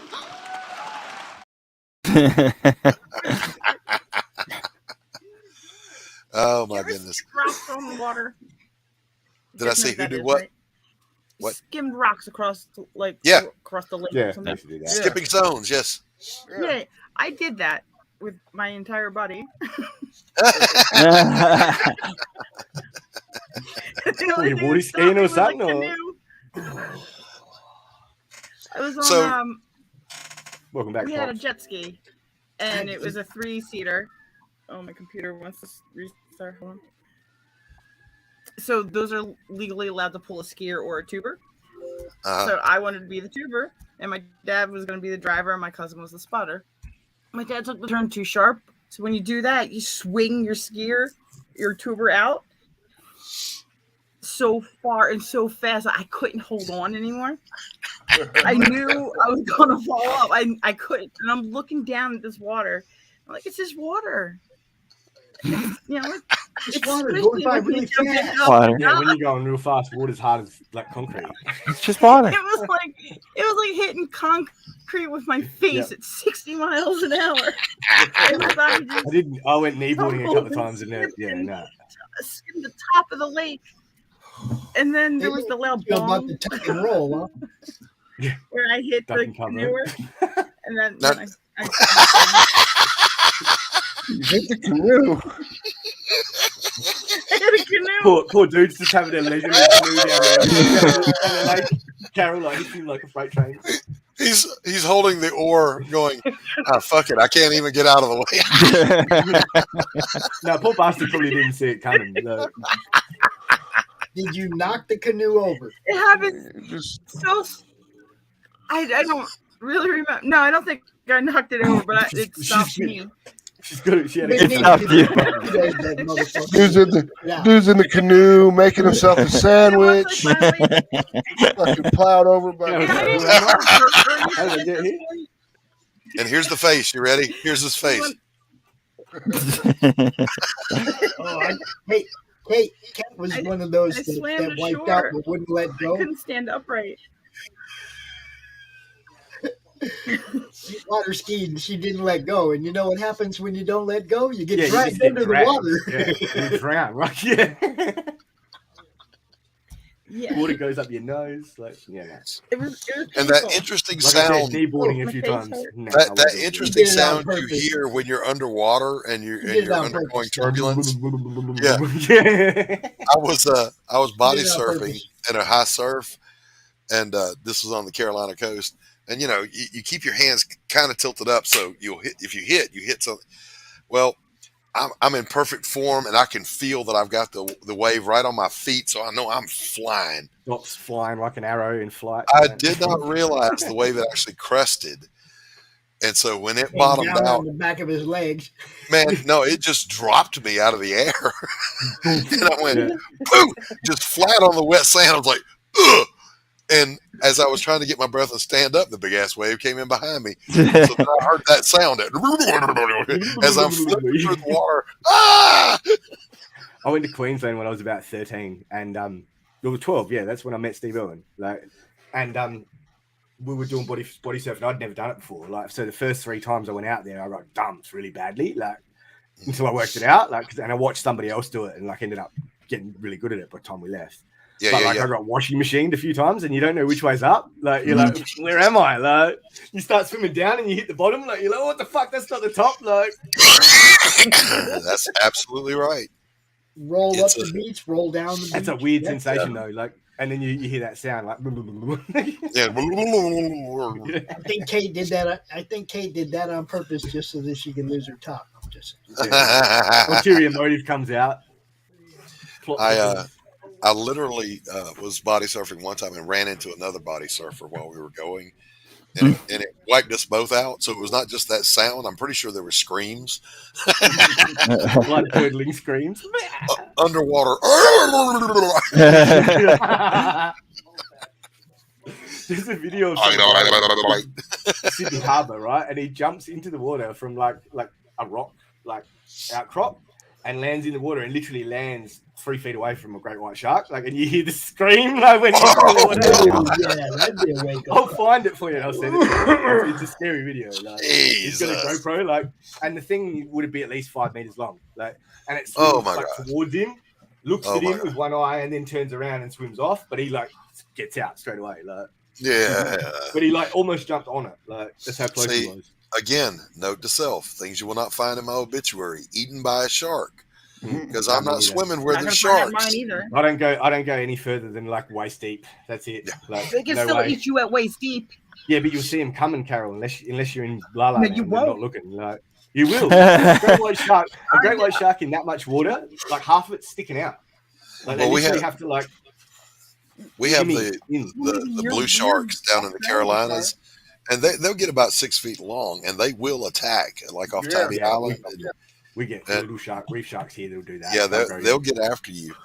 And my brother had come down to visit me when I was stationed in the Low Country, so we went out to Hunting Island Beach, and my dad was there, I was there, and my brother was there. They both had come down. Anyway, he's out in the water now. My brother was a bodybuilder, so he's out there. He's all tan, he's ripped, and he's kind of strutting for the ladies, And he's only about waist deep, and there are dolphins playing behind him, and we're trying to get his attention and tell him to turn around and look and see the dolphins because they were close enough for him to touch. Well, he finally turned around and he saw a dorsal fin. Sharks, yeah. I'm here to tell you, I now believe men can walk on water because of my brother.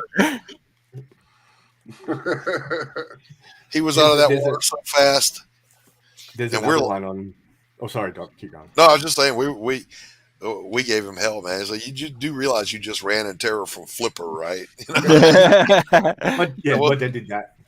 We were jetty jumping, and he's like shark, and we're like jump down the water, and now dolphins. That was a part of dolphins. I think dolphins know that their dorsal fins scare people, so they do that shit on purpose. You know, They're intelligent.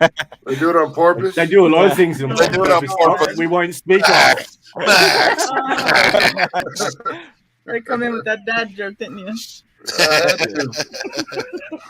The kid was over last night, so I'm all revved up.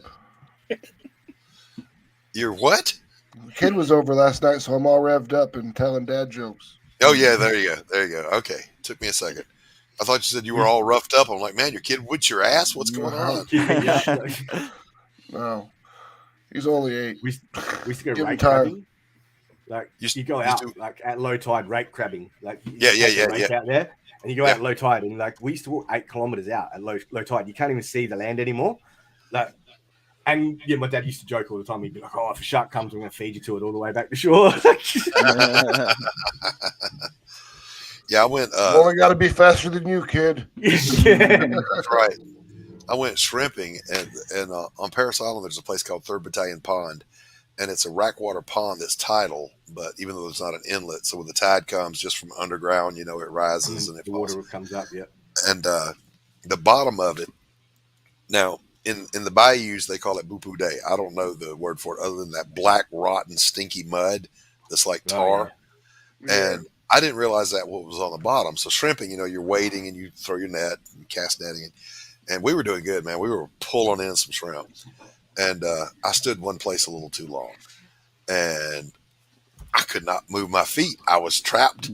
So I told my buddy I told my buddy that I was with, you know, I had a little moment of fear. I was like, what if the tide comes in and it goes over my head? I'm going to die standing up.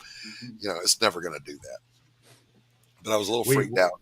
So he comes over and he grabs me and he goes, all right, I'm going to pull you out and you know, you'll probably lose your boots. And I'm like, fuck, man, I love these boots. So he's, and just as I break suction, I come loose. I lost one boot. I still had the other one on. His lifting me pinned him in. Now he's stuck and he goes, fuck. So I'm like, well, I'm not lifting you out because this will just be an endless bloody cycle. You know, and he's like, well, what are you going to do? I said, I'm just going to leave him. I'm going to go home. See you. He freaked out. I pulled him out. But it's just, we're not going to do this all day. I'm just going to leave you here. Yeah, one time the tide was coming in when we were out there, and it was coming in real fast, like because the tide comes in pretty quick. So it's a bit scary when like the water starts moving like that. We ended up just lying down and letting the tide bring us in. But my dad lost his car keys and shit. Like, come out of his pocket. Yeah, I never found him. No. Yeah. The sea has claimed more than one thing for me. Yes. Yeah. Keys, I don't know glasses. car keys, but you have to respect the sea because it has no respect for you. No, none at all.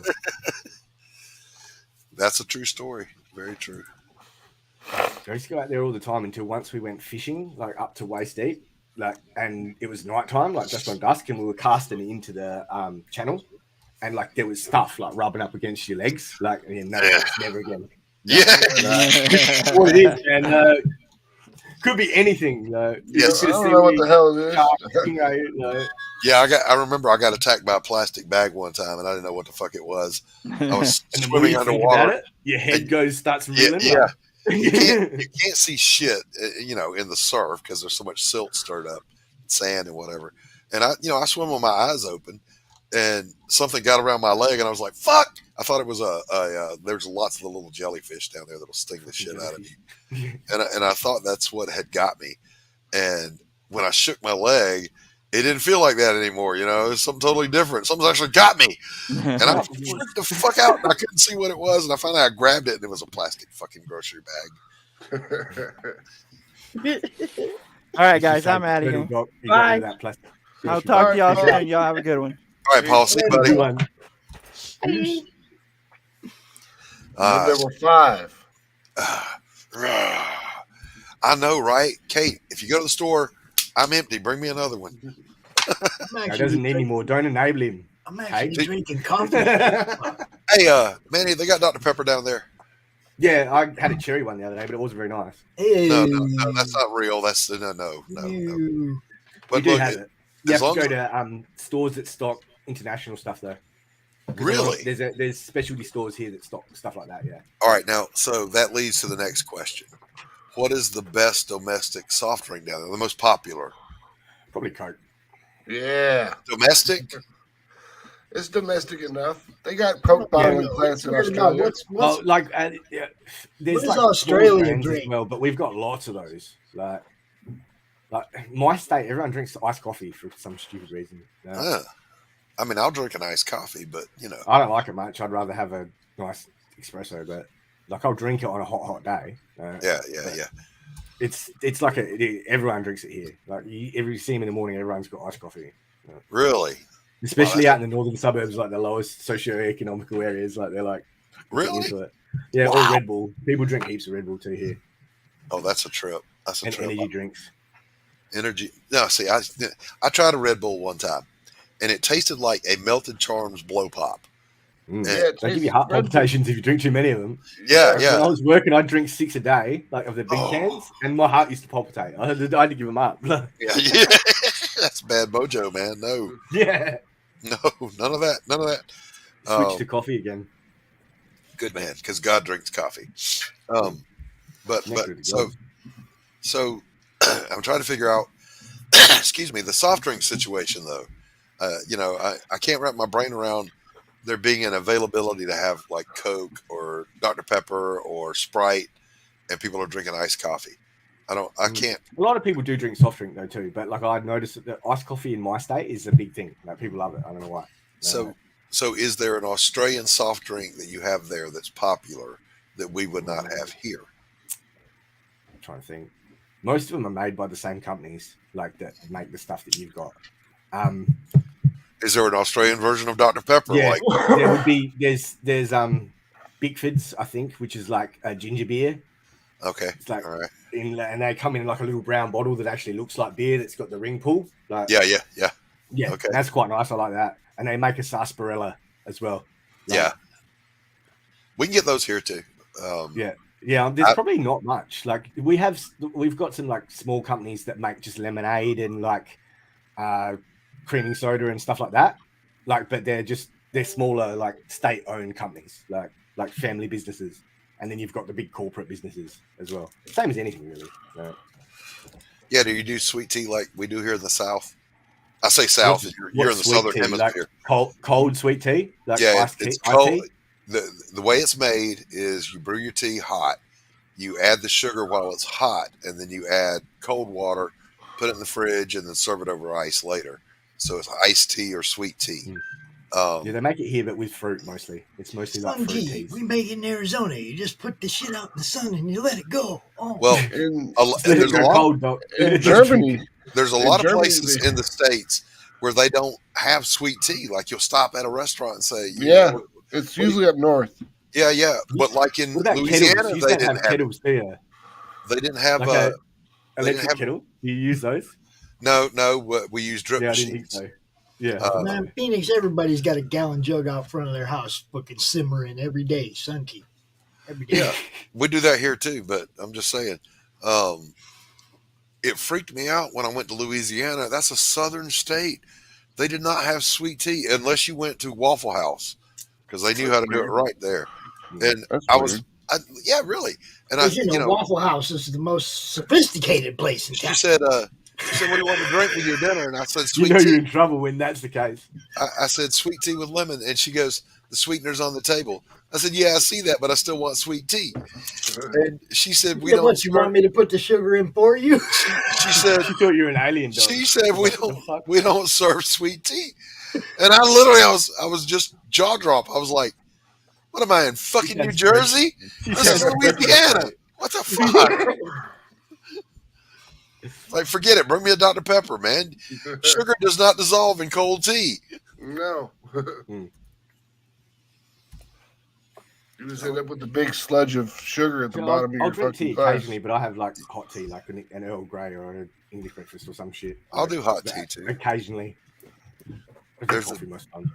I don't like hot tea. There's a what's it called? A London Fog is a tea drink, right? So it's Earl Grey, hot with some simple syrup in it for sweetness, and then they put steamed milk on top of it, and it's like drinking a cloud. I mean, it's so light, fluffy, and sweet. It's like, and you'll get a caffeine rush off of that shit. hard. I'm like an espresso kind of rush. They're my favorite. Yeah. I like a good espresso. Usually I do cap though. I'll do a cap breve. We should just take Yeah, shots I'll of get- espresso. If I'm doing it that way, I'll get a latte. But I've got a coffee machine, so I just zap the milk in the microwave, and then turn that on. Right? And that's Yeah, the coffee. we used to just get the espresso shots and get like 4 shots in a cup and just guzzle that shit down. Yeah. And then have heart palpitations for an hour. Yeah. You can hear color. Start Yep. itching like this. Like, Get the meth itch. I was asking a buddy of mine. He has a narrowboat over in England, and he said, "Yep, I'm going to have a coffee." And I said, "You're going to have a coffee. How do you have a coffee? How do you even make that?" So they literally, he said, now I don't know if this is true. And if you're one of my UK people and you're listening, tell me. But basically, everybody just uses instant coffee. So they set the kettle on, and they just pour it over the grounds and make it. Nothing wrong with that. But I said, why would you not just get a drip machine and get some coffee grounds and make a pot of coffee? instant coffee is a sin. Yeah, and he said, look, he says, well, I mean, who drinks a whole pot of coffee? I'm like, dude, I have 3 a day, 4 a day, 5 if I'm busy. Shit. Yeah, I average 4 or 5. Yeah, our coffee pot is always running. If we're awake, there's coffee in the living room or in the kitchen. So you have a drip machine, Manny? Hey, no, I've got the pod machine, like that you the K cup. Yeah. Yeah. Okay. All right. Those are okay. They're all right. Yeah, they're not bad. It was, and like it's the cheapest option as far as they go. Like it's unless you go ground and have one that you actually pack yourself, which I did look at. I looked at one of them. But you don't have drip machines there? Oh yeah, they do. I like those. They're good. Yeah. Well, they call it here percolator, like electric percolator. Now, that's real coffee when you got the old school percolator. When it's sat there all day. That's coffee. People don't know. This drip shit, this is like... Drip is okay. Put it on the fire. Coffee is the shit. But if you ever... the best way I've had is the Italian percolators, those ones that are steel. Yeah. With the 2, undo the bottom. Yeah, they're wicked. The coffee that comes out of that. French press is good. Pour over is probably the best, where they have the glass funnel and you pour the hot water over. And, that's fancy. Oh man, it is so good though. There used to be this coffee house near an ex of mine's kids' school. So we used to go there after drop off and that, and they used to do that cold drip and Yeah. But the if you ever want that taste pops of a percolated cup, when you run your drip machine, wait for it to get about 2 inches in the bottom of the pot, still a cup. It tastes just like percolated because it's concentrated. It's stronger. And it's good. Yeah, I only discovered those about 3 or 4 years ago. You gotta go to old yard sales and shit. Find one. And when you find one, boy, you'll never. Oh yeah. You can buy them. You The can buy old them percolator. here. The old percolator, you just stick it in the fire. Yep. Yeah. The originals, yes.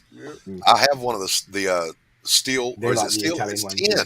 It's made out of tin with a black wooden handle, and it's the you just pour your grounds in there and your water and and then you pour it through a filter into your cup. Have you had Turkish coffee, Doc?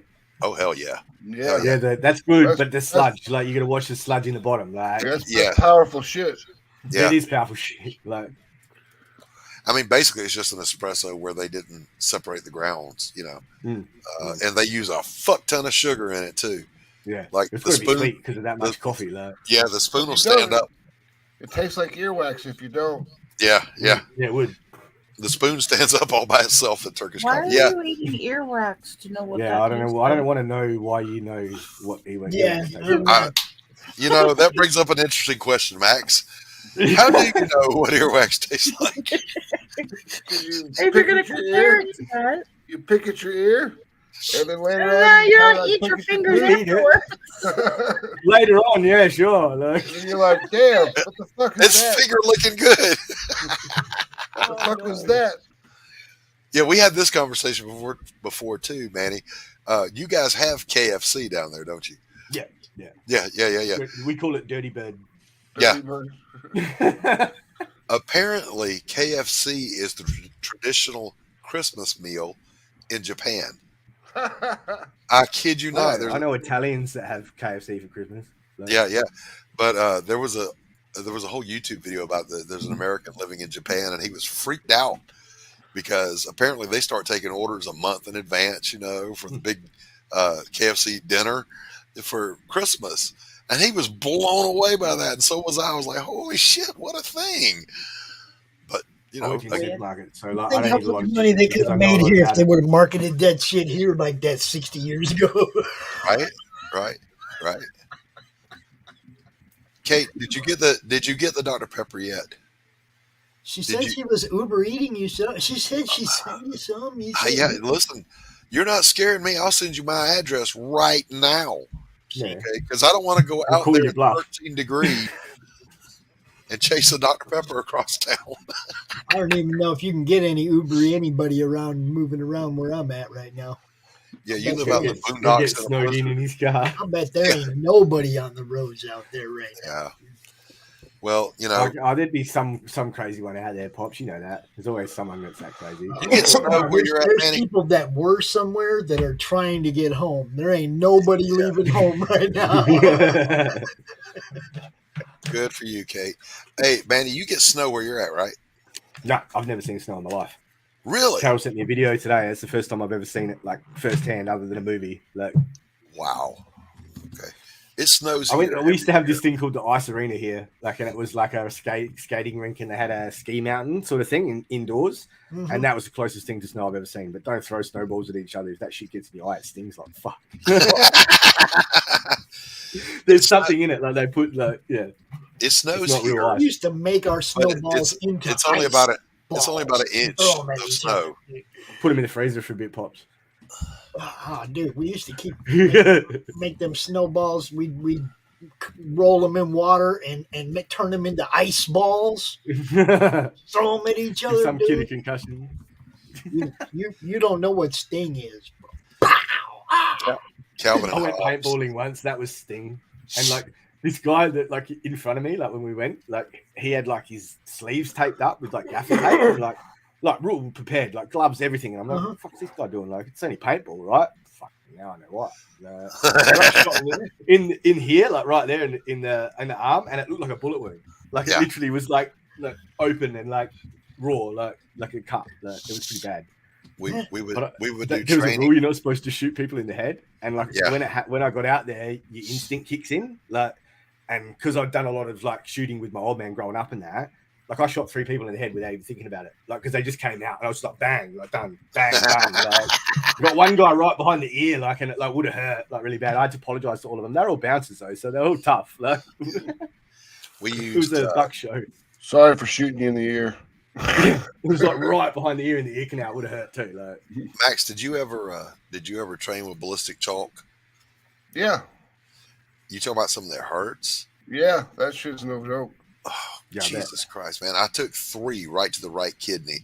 I was turning back around to go back around a corner because I stepped out and the dude just sprayed, man. I was like, pap, pap, pap. 3-round burst. Dude, man. It's like a chalk. It is but chalk. It's made for shooting out of guns. Like, okay. Yes. And it's Like fairly training and accurate at short range. Yeah, you train CQB with it, close quarter battle drill. And man, dude, I thought I had actually been shot. Like he had real rounds, and he got me. It hurt so bad. It's like getting hit by rocks because I mean it is a rock, but it's a soft rock. Yeah, it explodes against you. Bit of limestone. It's a soft rock, yeah. But I had that's where your body armor comes together. The smaller your sides, and he got right in that crease right there, man. I had 3 welts. They turned as black as day. I mean, it looked Black like as day. black as night. Excuse me. It looked like Mike Tyson had got after me. I mean, it was bad. He said black as He day. got shot in the back 3 times. He got a bite on his ear. He's like, where the fuck did that come from? Yeah, that ear bite is what gave Holyfield that match, though, because Holyfield got mad and he started beating Mike, man. Like Holyfield, he'd outclassed him anyway, Doc. Yeah, he did. Way over the top. Mike's too much of a brawler. Holyfield was a technical boxer. Like, Yeah, That's but why Mike Holyfield bit hit it. just as He hard was as getting Mike his did. ass kicked. Yeah, he would have hit harder too once he bit his fucking ear. Yeah, that's what I'm saying. After he did that, oh my God, he uncorked. Didn't they stop it after that? No. Or did they keep it going? They didn't stop it. I didn't see the fight. I watched the replays. He won it by decision. Holyfield He did. bit him twice. Well, they stopped the fight after he got. I can't believe they gave him like a probational license back to do an exhibition fight. They should have banned him for life, like they said. Yeah, you're biting somebody. Come on, man. You don't because of the sport. Because the sport's Who dead. does that? Boxing's dead. He was getting his ass kicked. He was embarrassed. Yeah. He was getting his ass kicked. He was and frustrated. Yep. Died with That's all he match had. fixing and Mike was off his meds. He's always been like that. Though. He's always been a I wasn't trying to. Yeah. I ain't mean to bite him. That voice coming out of that just guy. jumped in my mouth. He just jumped. I was trying to give him a kiss. The first time you hear Mike Tyson talk after you've seen him fight, I you know, don't it's expect that voice. Mickey Mouse, motherfucker. I was expecting. But how many people do you reckon have got punched out for that, Doc? Right. Yeah. That's exactly where I was going with that. You know, you expect, yeah, man, I went out there and I beat the motherfucker's ass. No, I went in the match and he did. I'm like, the video where he's got the two pigeons and he's like, kiss, kiss. yeah. So I could just see me getting my ass beat by Mike Tyson. Yeah, I would've got busting my out ass beat laughing too. when he talked. Yeah. Are you serious with that voice right now? That's why he got all big and learned to box. He got tired of people making fun of him. People giving him shit. Yeah, probably. Hey, Mike, what's He going on, strikes Mike? me as Hey, like Mike. someone who was bullied, like, because he comes out with a vengeance. Like, yeah. Even exactly. in boxing, like, he just obliterate people. Yeah. He was the fastest knockout. It was like 15 seconds into the first round. Yeah, Like, he it took was someone like down. Buster Douglas or something like that. Yeah. Yeah, I Flattened don't him. remember who it was, but he did. Touched him once and just like he broke his hand, but he knocked the dude out. I never liked him that much because of that. Like the fact that he was just a brawler. Like I've always appreciated a technical boxer more than a brawler. Like his raw power was unbelievable. Nobody can contest that. But his technique, subpar. Lunge and punch was his technique. Yeah, that's it. Lunge Like, go for the forward and haymaker. throw that hook. That was his technique. Rip their head off their shoulders. It worked like 90% of the time. There was no technique until he to came it. up against Jumped someone who forward and he drew a good big enough. hook. That's all he did. Yeah. So there's a very famous fighter. His name was Nicolino Loach, and he Very fought. famous, but I've never So heard famous, of I've him. never heard of him. Doc. He was literally unhittable. He used the Philly shell. I'm going to show it to you, and it's going to blow your mind. But Muhammad Ali also used it, that same defensive technique. That Ali shuffle, that thing that started off No, to be not like a. the shuffle. When you But I'm saying the shuffle was supposed to be a joke, and it used to throw people off something fierce. Every time he did it. Pops, add this to stream for me. George Is that Foreman the used to turtle? turtle up too. Pops, All right, like double, like that. Yeah. All right, can you guys see? Look at his forehead, mate. He's Can definitely. you guys see? Watch this. Yeah. Watch him. Yeah, of course this shit looks like it's from the fucking 20s. Doc Yeah. knows who it is. Doc's as old as the hills, mate. We don't need the sound. You could not hit him. Yeah, look at he's fast on his feet too. Look at the head movement. Yeah. And his ring work's. He would frustrate boxers to death and then punch the shit out of him and win. And he uses a lot of uppercuts too because of these stance. Because he's like this, and he's That's down called, low. Like, that's called the Philly shell when you put your left shoulder forward or your offhand shoulder toward the enemy.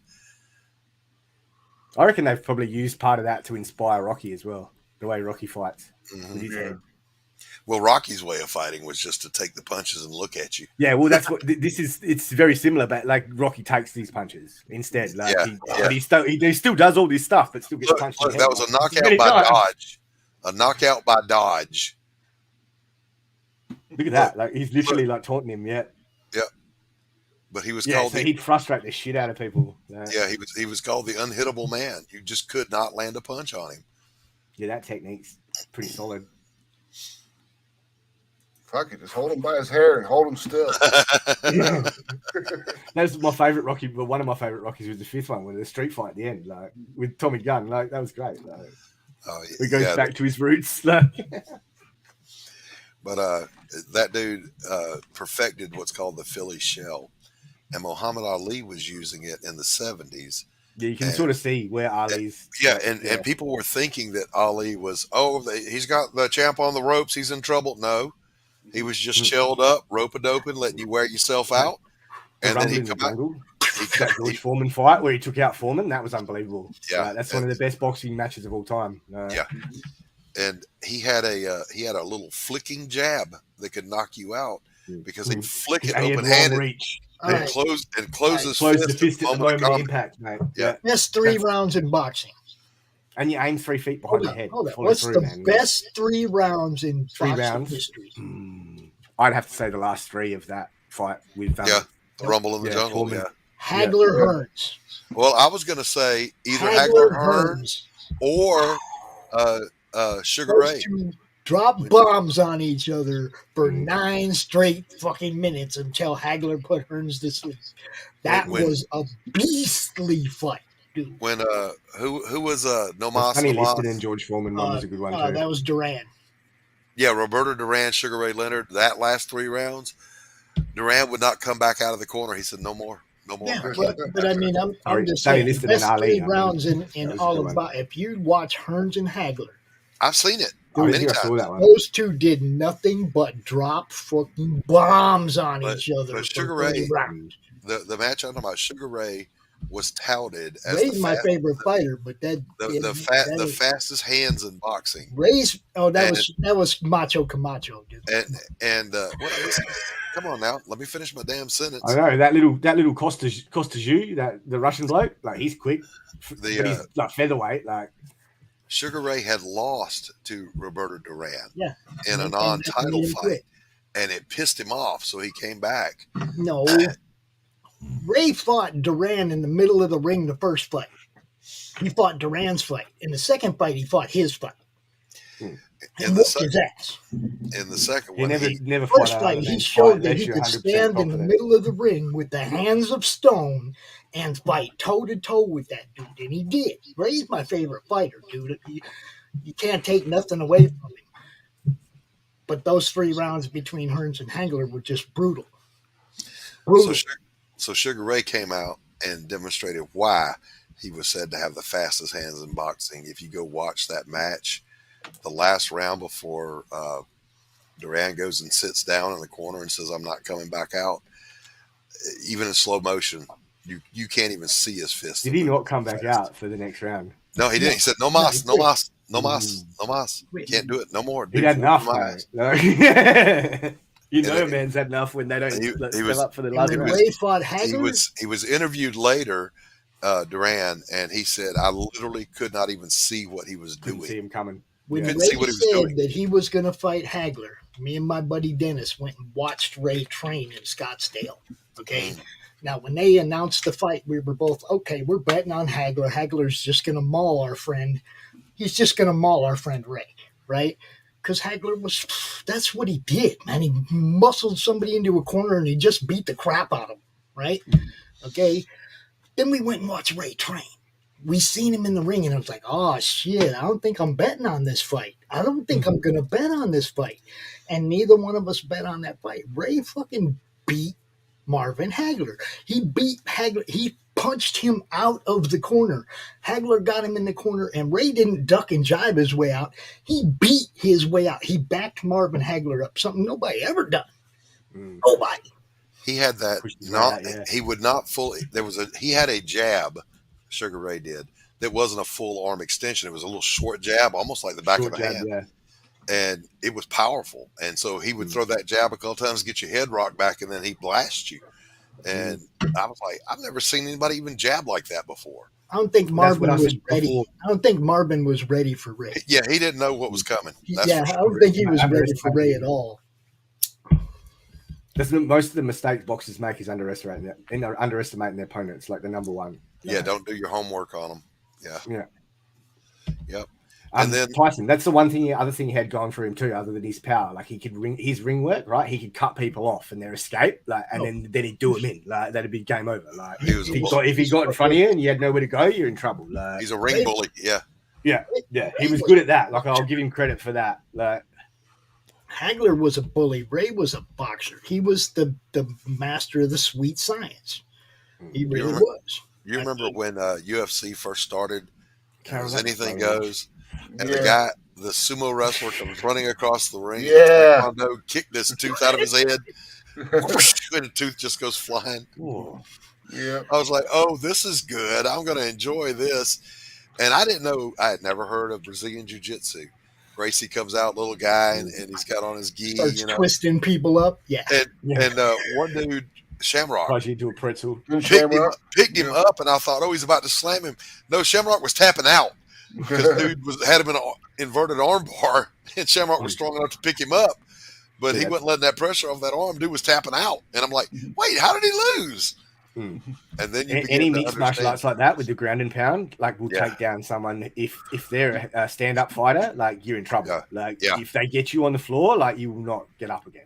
Like, Yeah, it's what the game. Like the MMA, the whole UFC thing was designed around letting Gracie Jiu-Jitsu be as victorious as possible because of the rule sets that it did have, which was no eye gouging, no biting, no biting, no eye gouging, and no fish hooking. Yeah, those were the only rules the UFC had when it first started up. When it first started, that's right. Yeah, I remember. It was too brutal for me when it first started because I've always been a boxing fan. I like kickboxing, stuff like that. But boxing is a sport of kings, man. It's like it's but like you're right. UFC was brutal. It's too nasty, man. And it was like they wanted to see what is the best martial art. They had sumo, boxer, karate, and it was like Gladiator all over again. Yeah. And I enjoyed the shit out of it, man. I was blown. I'm not gonna lie, I did kind of enjoy some of it, but it was too closest thing to Mortal Kombat. Yeah. And when E Honda came running across the ring and got his tooth kicked out of his head, I fell on the floor laughing, man. I couldn't breathe. I was laughing so hard. Did you see that one time that Ken Shamrock actually thunder punched Gracie in the face? Gracie had him by the arm, and Shamrock picks him up and slams him down, and stands up and just bam, bounces his head off the canvas. And I was like, Jesus, fuck, that would hurt. Yeah, but Gracie still won that fight. Yeah, he did. Anderson Silva, his front kick, right? The front kick, man. Yeah. There's a photo on the internet somewhere of him fighting someone. I can't remember where it is. And it's literally the still frame of him kicking this dude like fair square in the face, and his whole face is like mashed up. Yeah. That thing is brutal, man. Like people would get up, come at him, and it's bang. Like, that front push kick, man. That thing was savage. And that what's the Thai martial art? What's that? Help me. Muay Thai. Muay Thai. Yeah, the Muay Thai fighters when they started showing up, doing the flying knees and knocking people out. Nasty too, yeah. I'm like, what? And elbows are dangerous, man. Like elbows are like 10 times more dangerous than a punch. Yeah, those will cut you up. You put someone away with one of those. Yeah, they banned that quick, fast, and hurry. No elbows. I think you can elbow, but you can't elbow ground and pound. When they're on the ground, you can't elbow. Yeah, they did. There was a couple where like something like they had the guy on the ground, he's doing that. Like, that was bad. Like, it's like, God dang, man. Don't kill him! Like, I'll beat you with my bony nub. me and my mate used to play it on PlayStation, the UFC. Like we just like be mucking around fighting each other, and that's what we used to joke all the time. That the ref says is like, no, don't kill him. Don't kill him. If you kill him, you won't learn nothing. You lose the fight, mate. I remember Mike Tyson's super punch out. Yep. Fucking frustrating ass video game. I could never win that damn thing. It was easy as long as you got the timing down. I wasn't that guy. Do you remember the arcade one, Doc? I don't know, you might remember it, where you actually punched it, speedball, and you actually punch it, like, and it's got the robot. Like you've got to and it measures your pounds per square inch in your punch. Yep. Yep. There was Street Fighter was the only fighting game I was ever good at, right? And it was Street Fighter 2 Turbo. and we were having a tournament at my Yeah, I'm good house, at Street and there was a $50 buy-in, so the winner got the kitty, and I think we were up to like $2,600, and I was winning. I was using Guile, and I was pretty brutal, man. And this one smart Yeah, ass I use dude, mine. this guy, he was going to use Chun-Li and do the cheesy kick, That not kick, knowing yeah. that the weakest punch will break it, Yeah. And anyway, he goes, man, he was talking all this shit. And I said, well, I'll tell you what, anything goes, right? He said, yeah, man, anything. There's nothing you can do to win. I'm like, all right. He said, fight. I slapped the controller out of his hand, knocked it under the couch, and went over, beat his ass. He's like, motherfucker. I said, you said anything goes. So yeah, you fair lose. and love in war. You lose. You lose. I need to clip that. You lose. A friend of mine, yeah, that's a good one. A friend of mine, and the toasty one from Mortal Kombat. Toasty. Yeah. A friend of mine had a Japanese exchange student come over, like when we were kids, and like he was obsessed with Street Fighter because they're all gamers over there. Like it's like if you're a gamer over there, like on live streams, you become like a rock star. Like it's like full on. He's taught us how to play Street Fighter from we used to play him. We never beat him, not once, right? But I can beat everyone else now that I play. Like nobody can beat me because of playing this guy. Like, and he was hilarious. He'd beat us and he'd be like, "I have big, you have small."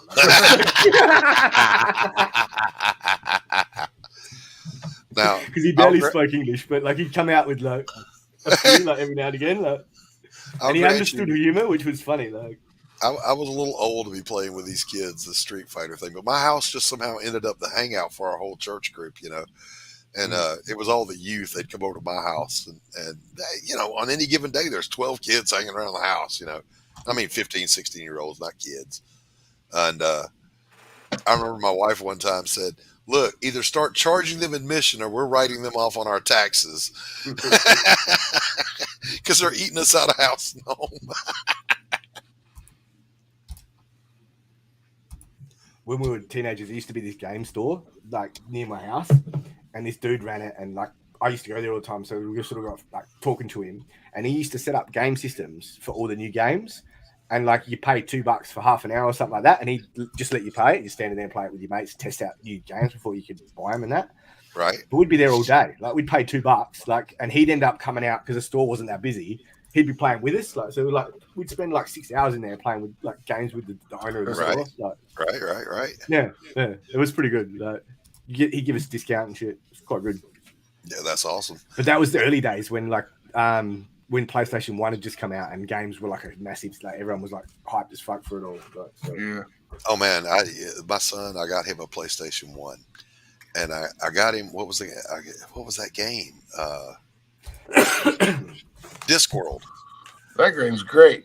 Man, I played that way more than he did because he couldn't figure it out. I didn't know what I was buying. I didn't know it was a puzzle game that you had to figure out, listen to the puns and figure shit out.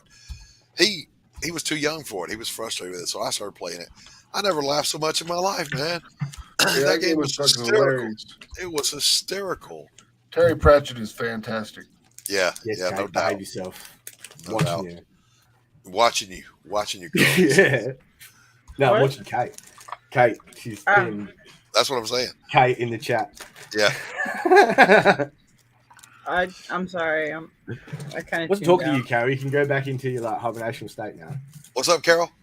What? What's up? Huh? Did someone say my name? Huh? How'd I get here? How long have I been here? Where am I? Will you let me know when we go live? How long have you been listening to me? I don't even know where I'm at. You're in Doc's coffee shop right now, the place to be. Okay. So, actually, having said that, I'm going to bounce out of here, man. We've been going for 2 Fine, hours, bye. Leave. Go. 10 minutes, Shoot. and the Dr. Pepper fit's getting me. I'm just saying. What time are we starting on Sunday? What Sunday? The day you said you wanted to do an all-day stream. Christmas Day? Yeah. I'll probably start around 10 or whenever Well, Tacey I'm goes. setting it up now in case I don't have no power. That's why I'm asking. What time do you want to start? Well, shit. Let's say 11. Because that way Tasty will be gone to her parents by then, and I'm just gonna stream, play Christmas music, wear a stupid hat, just hang Well, I out. mean, I'll probably come hang out with you. Yeah, I'll anybody probably be by. We're probably snowed in up in here, so you know. anybody that wants to hang out, come hang out. I'm gonna see if I can't stock up on a little libation. Hookers? What? Yes. No. Yes. Booze. No. Whatever it Carol. takes, baby. It's Whatever not it Christmas takes. without blackjack and hookers. Whatever gets you through the night. Somebody had shared that meme, and I put it on my Twitter that said, "Be sure you leave a pack of cigarettes and a pair of shoes for John McClane in the air duct tonight." But anyway, Pops, I'm going to turn it over to you. You keep it going. Oh, well, you know, we'll be out here for a little while, but not probably. I mean, the power could take me out at any time, and then somebody else has to come in here and shut it off. So, well, this will be interesting. I'm gonna take off. I'm gonna pop off too. All right, we're just gonna wrap it up here then. Fine, bye, go. Fine, bye, go. See ya. Carol, thank you for coming out, Pops. Manny, good to see you again, man. Always a pleasure. Always, and I'll get a page to you. Max, thanks for popping. Yep. Kate, thanks for hanging out with us. Woody, good to see you. Let's see who else was here. oh, Past Master Dan, Pale Rider, a whole bunch of people was hanging out. Yeah. You know, thank you guys. The undefeated heavyweight champion of the world is, in fact, the chat. Peace Have out. fun storming the castle. Peace. Peace.